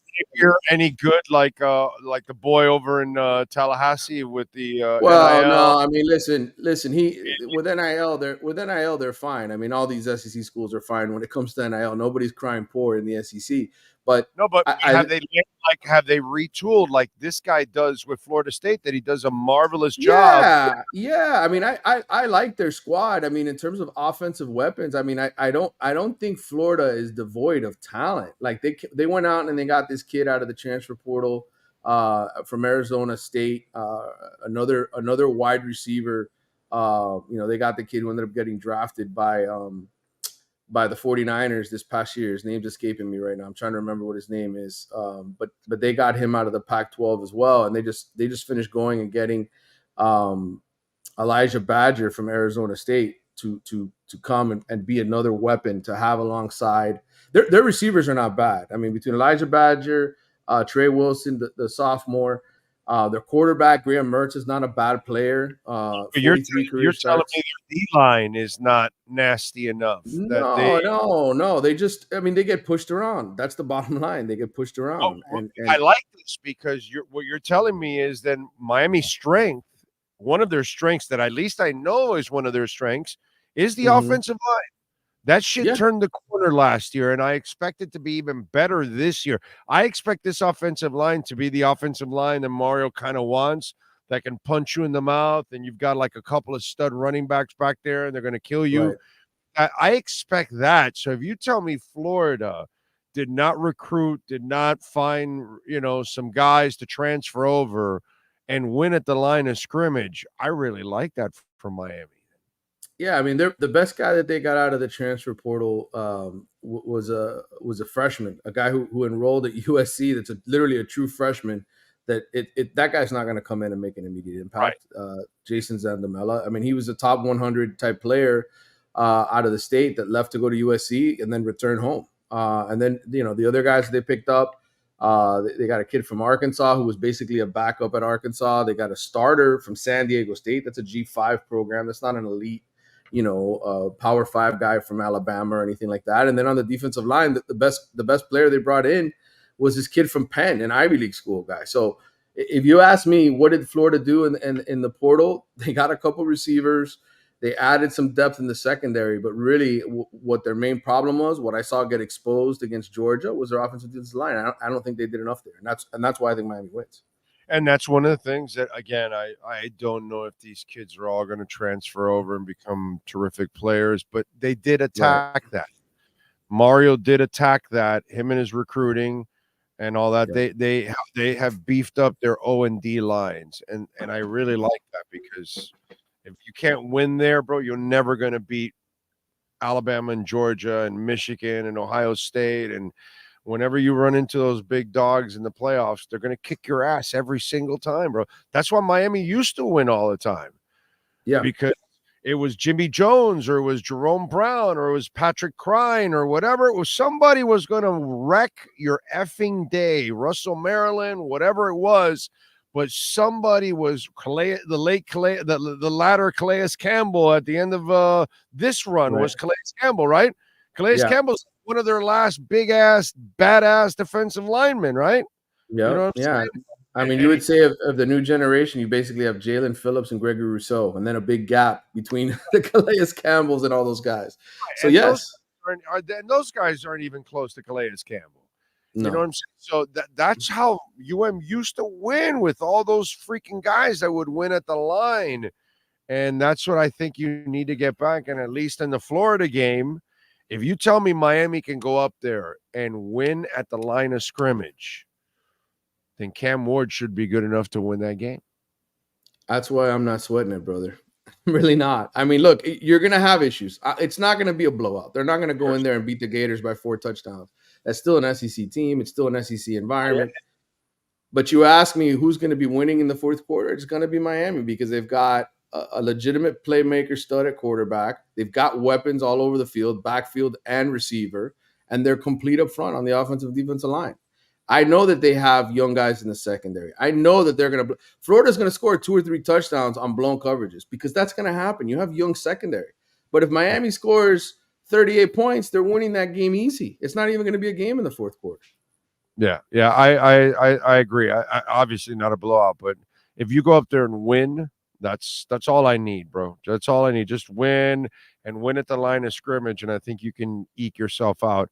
a victory. What else you got going on in the Athletics so folks can check you out? Man, we're gonna have our transfer portal story, basically telling everybody who the best players in the country are. I'm working with Bruce Feldman and Sam Kahn on that for next week. Like I said, I've been on the phone with a lot of football. It's funny saying college football GMs, though, right? I mean, it's just kind of funny to say that that's what exists now, but that's what it is. And recruiting directors and people who watch these guys practice every single day to get a good feel about who's legit. Because like you said, it's like a jack in the box, right? We can sit here and say, oh, well, look at this guy that they got in the transfer portal. But the reality is nobody knows how good these guys really are until you start talking to the people behind the scenes who've watched them in practice, right? And are being honest with you and telling you, hey, this guy, I mean, I've heard some funny answers this week, dude. I had one staffer at a school I'm not going to mention, who literally, this was supposed to be a big time receiver. And he says to me, this guy is average as F.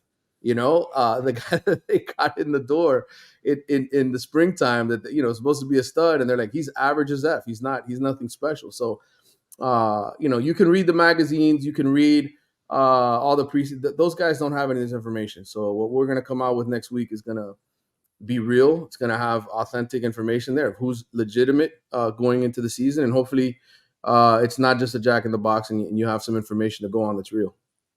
And don't forget, folks, it's also real. You could use our code BIGO10. You will get 10% off at Caneswear. And if you don't live close by, you got to order online. If you order over $99, you will get free shipping. And you could use our code BIGO10. You could get your Panthers championship gear. They still have that stuff there. A bunch of Heat gear, Dolphins gear, and, of course, practically anything and everything with the Canes logo on it. InterMiami stuff, jerseys, kits, Messi jerseys, Messi shirts, flags, all kinds of stuff for InterMiami. Sneakers, sneakers. You can check it out there, man. They got it all at Caneswear, and use our code BIGO10 to get 10% off. Manny, we will catch up on Friday, my friend. Appreciate you as always. Anytime, brother. Take care. Thank you, sir. There you go. Manny Navarro and our Caneswear Miami Hurricanes report.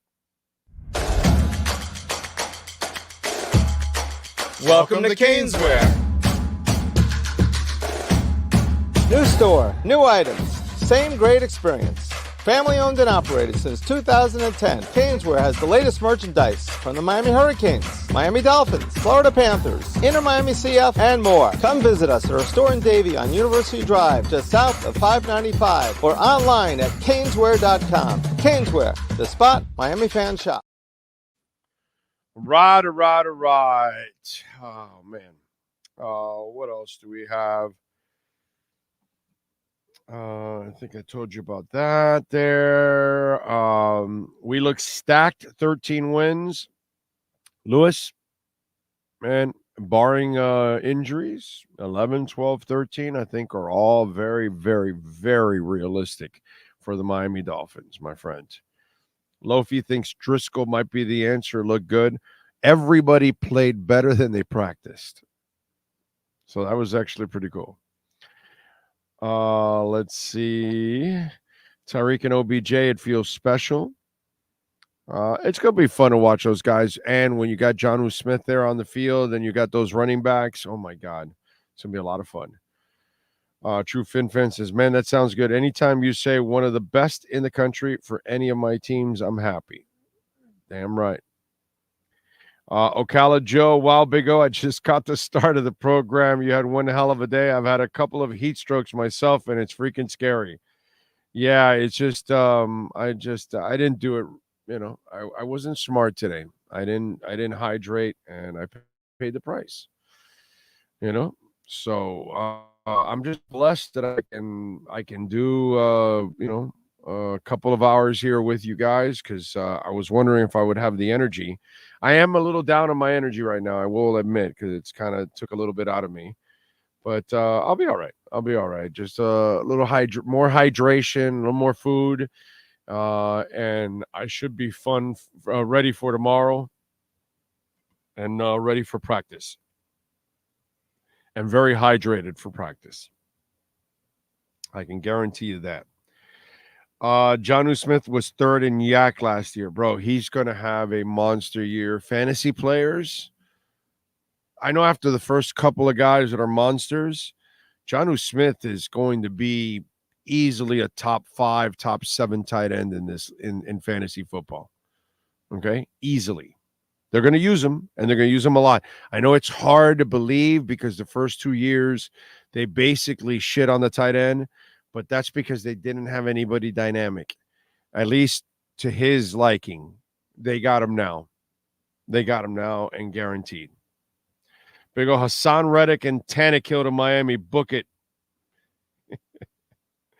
Big ol' nice gains on the market today. Yes, you are correct, Brett. Good job for those of you involved in the stock market. You've had a good day, 408 points. The Dow, the S&P is up 90. The NASDAQ is up almost a point. And then on the crypto side, for us Bitcoiners out there, Bitcoin right now is at 60,778. It is up 3.2%. So we've got some green. Ethereum's up 1%. Solana's up 2%. It's kind of a light green day in the market. It's green, but it's, barely green, Gala's up 2.5%. Oh, Immutable X up 8%. Now that's a good one there. I love Immutable X. Love Immutable X. Big Immutable X guy. What else is cruising? XRP is just under 2%, but it's at 57 cents. So it's down from where it was like 60 something cents, right? It was, let me see, 61 cents on August 8th. So it's down from that. Uniswap is up 3.5%. I'm not necessarily a Uniswap guy, but it's up. I am an Injective Protocol guy. I gave you Injective Protocol when it was like $1.34. It's at $19.33 right now, and it's up 5.7%. Theta is up 4.5%. Nice to see Theta. So there you go. Those are some of the coins in crypto.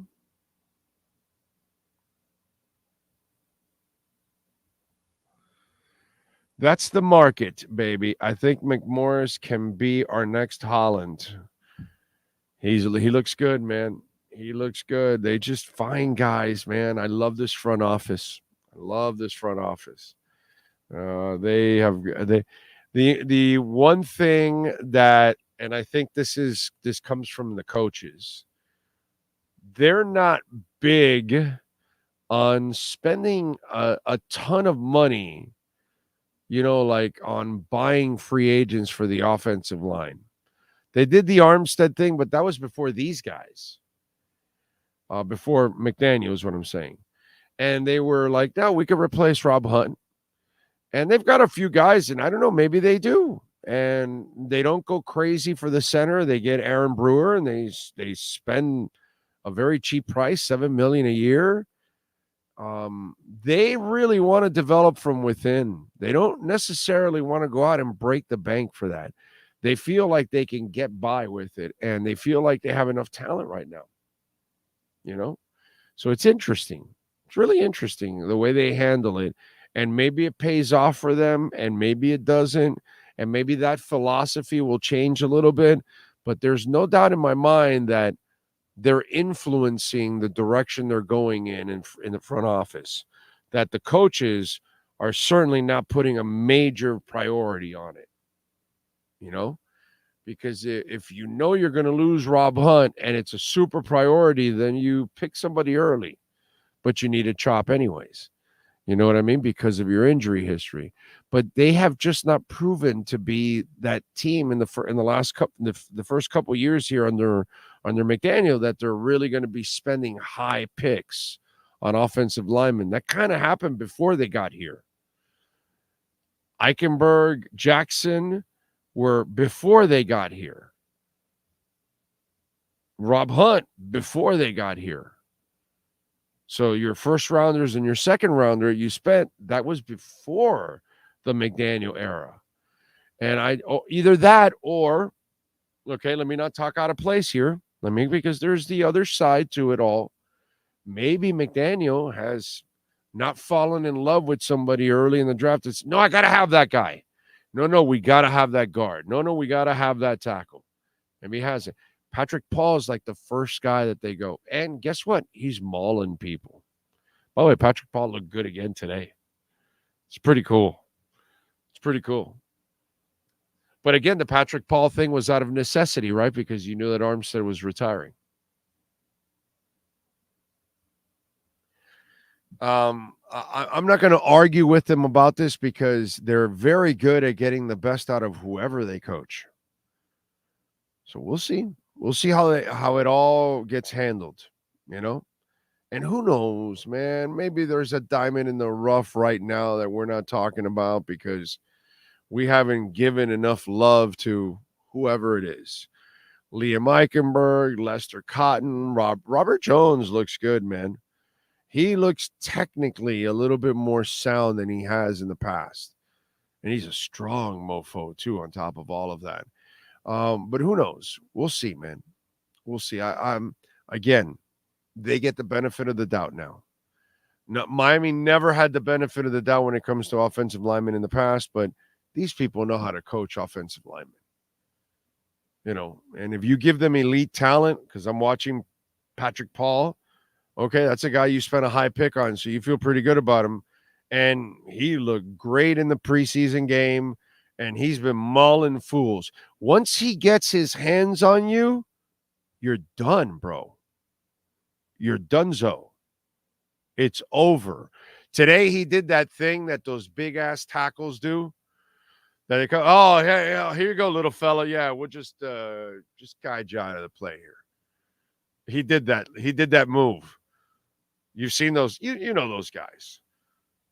You know, those guys that just, they do it. They make it look effortless. And it's just like you get eaten up by a blob. And the blob just takes you. Not that he's a fat slob or anything. What I mean by is once the blob got on you, you're locked in. It was over. That's it. It was done. He did that shit today to somebody, and I was like, wow, this is pretty cool. This is pretty cool. So we'll see. We'll see how the O-line goes, you know. But I give them the benefit of the doubt on the O-line already. Everything they've done with Austin Jackson and Connor Williams made the transition, and even Eichenberg defended himself even on one leg. All of these guys, I just think, have all gotten better because of them. And Isaiah Wynn played his best play on the offensive line, even better than anything he did in New England. And he had a Hall of Fame offensive line coach. I respect the shit out of these guys when it comes to coaching offensive linemen. So I will give them the benefit of the doubt. I really will. Let me go through some music notes because, you know, we love doing it. Nothing yet on the Niners-Steelers deal. They have a deal in place. I think we're waiting for Ayuk to get the contract he wants from the Pittsburgh Steelers. Let me tell you something. This is huge for him because it takes a lot to trade and to pay. That's just hard to do, man. You know, and it's a hell of a move by the Steelers to help their quarterback situation out. That's for damn sure. All right, let's get to it, baby.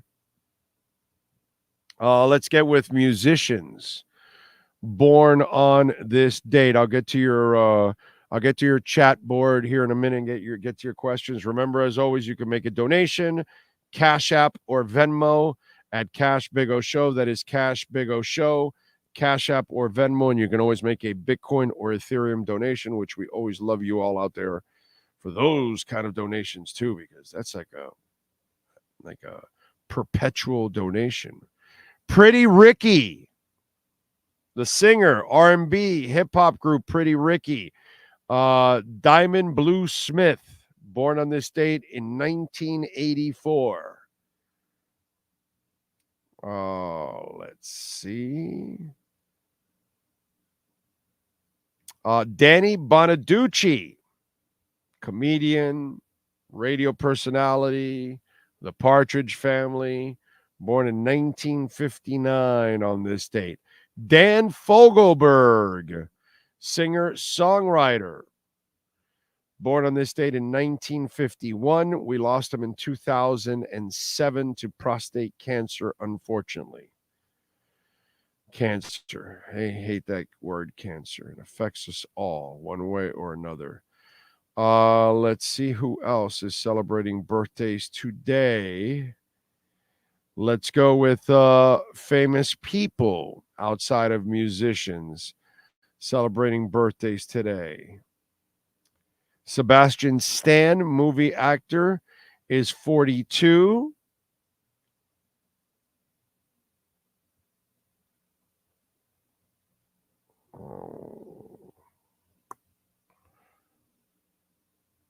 I can't believe that guy's on this list, and I'm not going to say it. Son of a bitch. DeMarcus Cousins is 34. Alfred Hitchcock was born in the state in 1899. We lost him in 1980. Alan Shearer, sportscaster, is 54. And that is it for famous people. Sean, do you have any wrestlers born on this date? Yes, jumping Jim Brunzell turns 54. I'm sorry, he turns 52, and Spike Dudley turns 54. Those are your birthdays for August 13th. All right.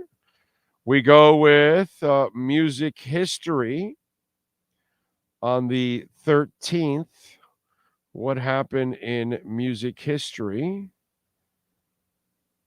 And here we go. We start off in 1965. Jefferson Airplane made their live debut at the San Francisco Matrix Club. Marty Ballin, the group's vocalist and guitarist, owned the club. Did not know that. In 77, BTO, Bachman Turner Overdrive, announced that they were splitting up. Oh, you ain't seen none yet. But baby, we just splitting up. Here's some. In 2009, guitar innovator Les Paul, who invented the solid body electric guitar, died at the age of 94. In 2004, guitarist Wes Borland rejoined Limp Bizkit. In 96, on this date, 311 put on a free Choose or Lose concert in San Diego, just outside the Republican National Convention, with the hope of heightening youth interest in the political world.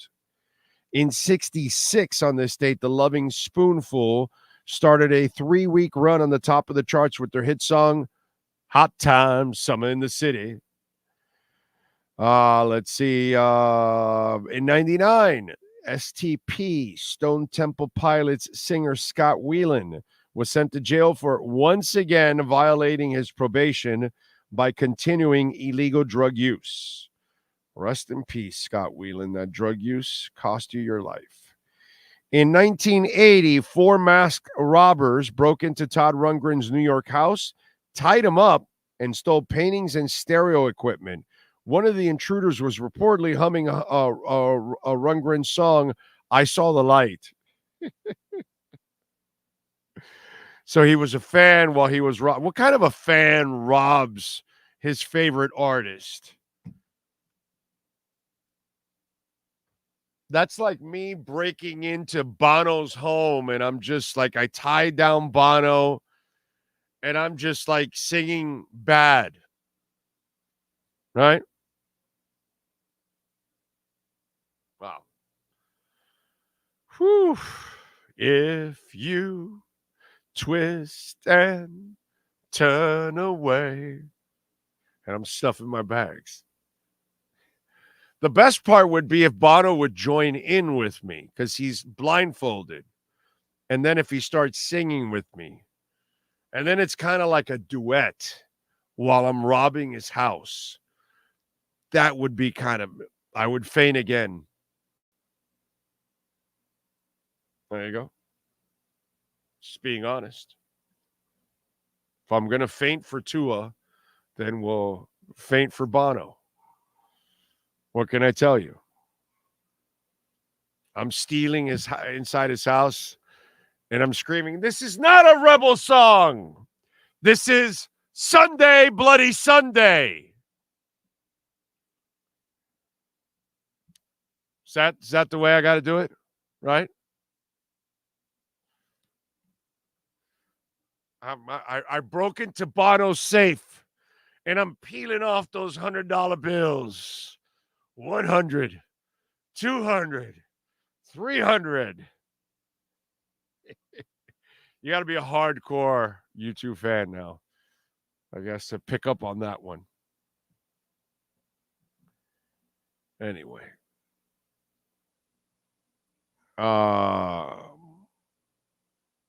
Big O, I'm not a Tannehill guy. Never was. Got tired for punching my boss over the argument, LOL. However, do you think he's a better QB than White or Skyler? No, I don't. You must be accurate. You must have ball placement skills in order to play in this offense, which Skyler doesn't. And Tannehill just does not. He'll get people killed. He'll throw it behind them. Yeah, no, and no. And by the way, here's the answer that I have to everybody out there. Is Tannehill going to save your season anyway? I think that's been answered over and over and over and over again. You don't have the kind of team that can just be on cruise control. Your quarterback's going to have to make some plays. It's not who he is. So why would you want a guy that can never come through anyways? This guy was winning playoff games in Tennessee, throwing for 70 yards because the running back was carrying him. I'm not exactly sure what Dave Hyde or any of you out there are thinking with Ryan Tannehill. He cannot play in this offense, and he will get people killed in this offense. Okay? Think about this. You have 2 seconds to throw. The guy that has no pocket awareness has to make a decision in 2 seconds. Because Tua has I think it's like 1 something, almost under 2 seconds, basically to make decisions. He doesn't have the regular 2.8 because his offensive line has not been that good. So you're asking Tannehill to come to an offense to be accurate and on time, and he's got to make quick decisions. You know, the guy that used to hold the ball for 3, 4, 5 seconds? You know, the guy that never sees the rush coming? How is he even a conversation?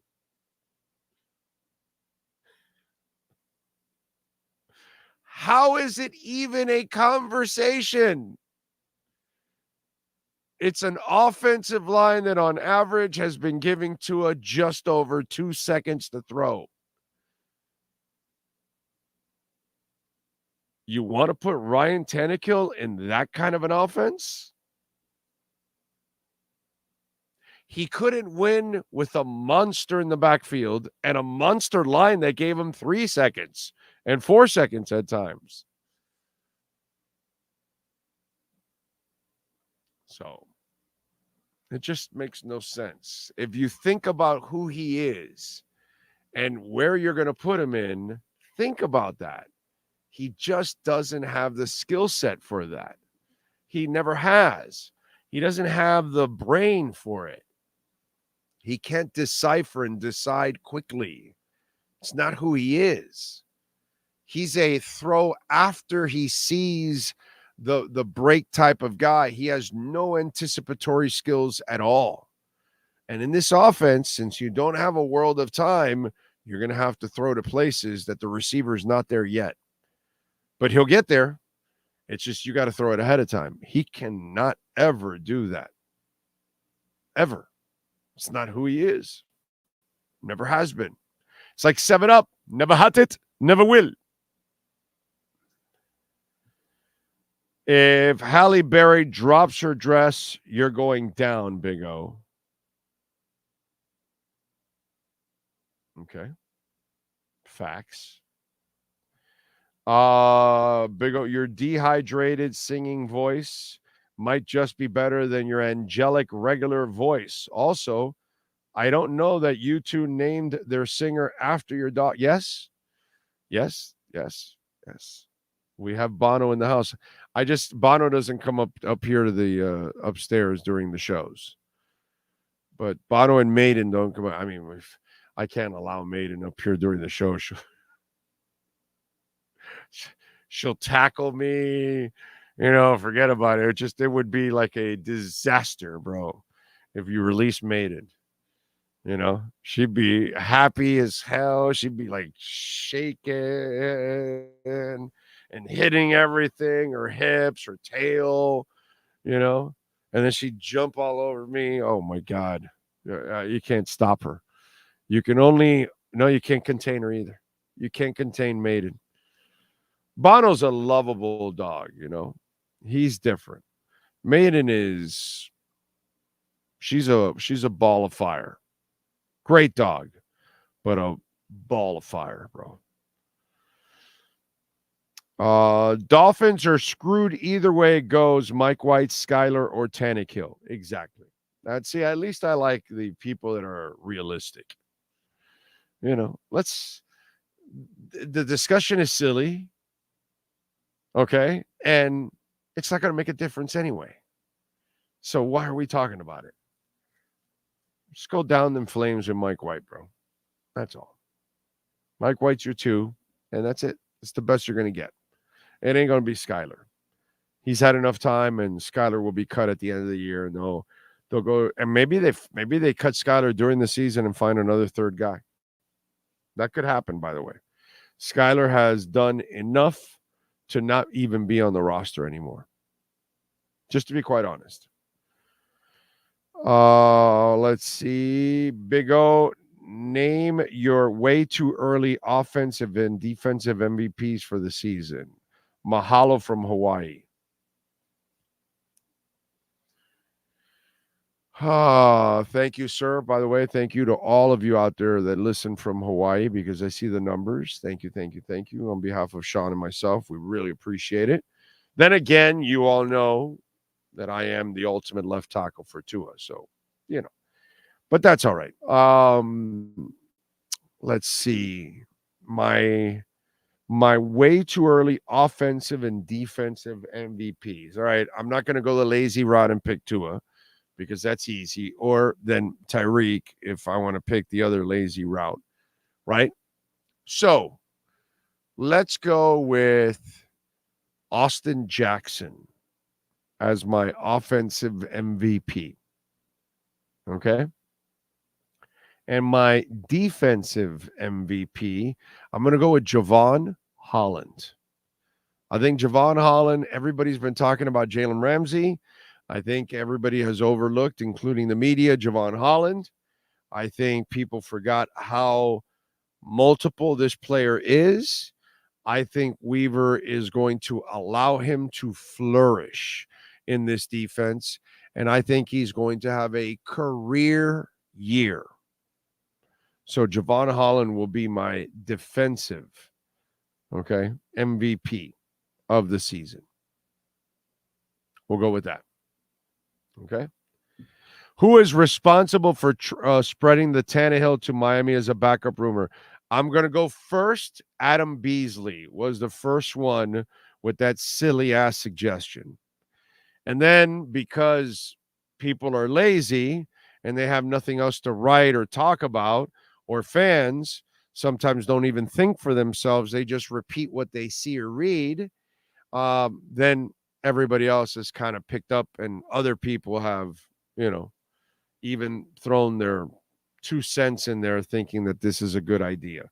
But you have to blame, first and foremost, Adam Beasley. Adam Beasley was the originator of that insanity that makes 0 sense whatsoever. So he planted that disgusting seed. It's like Vlade Divac, flopping in the NBA. That bastard brought flopping, and then it became a way of life for people. And if you want to blame anybody for flopping in the NBA, patient zero is Vlade Divac. Bastard. Cigarette smoking bastard. Anyway, let's see. Johnny Manziel.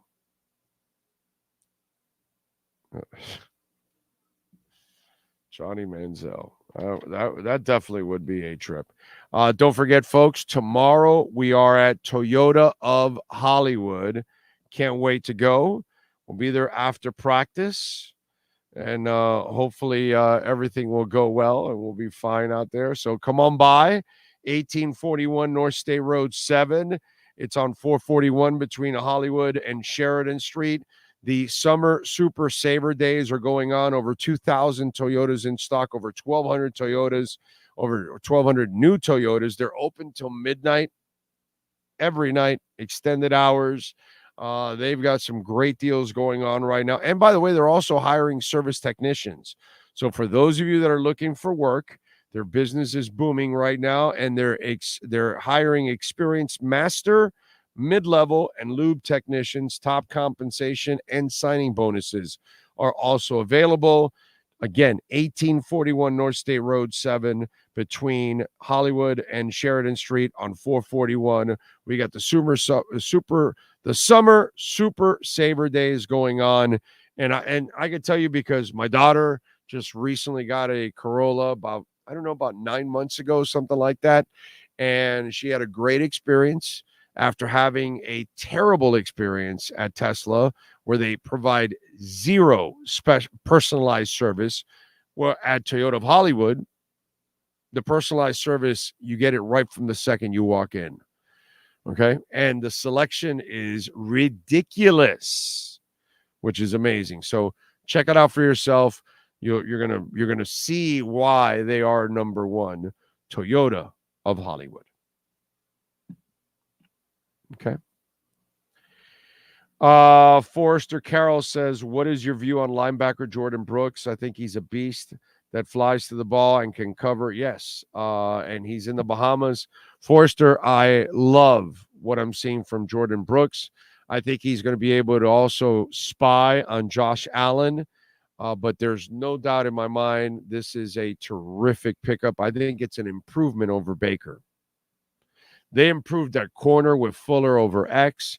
They improved with Brooks over Baker. There are certain spots. I know that the Christian Wilkins one is going to be hard to get over and be better. But you can be serviceable in that spot, and if you improve everywhere else, you're going to be a better defense. And by the way, if you stay healthy at the end of the year and your entire linebacking core is healthy and your guys in the secondary are healthy, you'll be a much better defense. I was laughing at the fools that kept saying after free agents, well, I don't know if this team is better. Brother, if they're injury free at the end of the year, they're automatically better than they were last year and the year before. Their problem was that they were full of injuries the last 2 years. Stay healthy, and you're going to see a different ending and a different team. So I love Brooks. I think this linebacking core has improved. Forrester. Ocala Joe, I'm not religious, man, but fans better pray Tua doesn't get hurt. We've had more than 20 QBs since Marino left who passed themselves as starters and sucked. Exactly. I agree 100%. It's Tua or bust. Okay? That's it. Tua's the man. What else do we have here? All right. All right, folks, we are out of here. I appreciate you all. We were able to get about 2 hours in, which, considering after what I did today, what happened to me, it's pretty good, actually. I'm pretty happy that I did 2 hours. I thank Sean Stanley, of course, David Furones and Manny Navarro. Thank you all for being very patient with me today. I appreciate it. I know I'm not kind of my same energetic self, but thank you all out there, as always, for the amazing support. Don't forget, as always, you can support us through Cash App or Venmo. at Cash Big O Show. That is Cash Big O Show, Cash App or Venmo. You can make a Bitcoin or Ethereum donation, and you could also go to our merchandise shop. At the link is right here on our YouTube page. It's also on our Instagram page and our Twitter page. So check it out. We shall see you all tomorrow in the afternoon. Same time, same place. I'm not myself. Same bat channel. This is the Big O Show. This is the Big O Show. This is the Big O Show.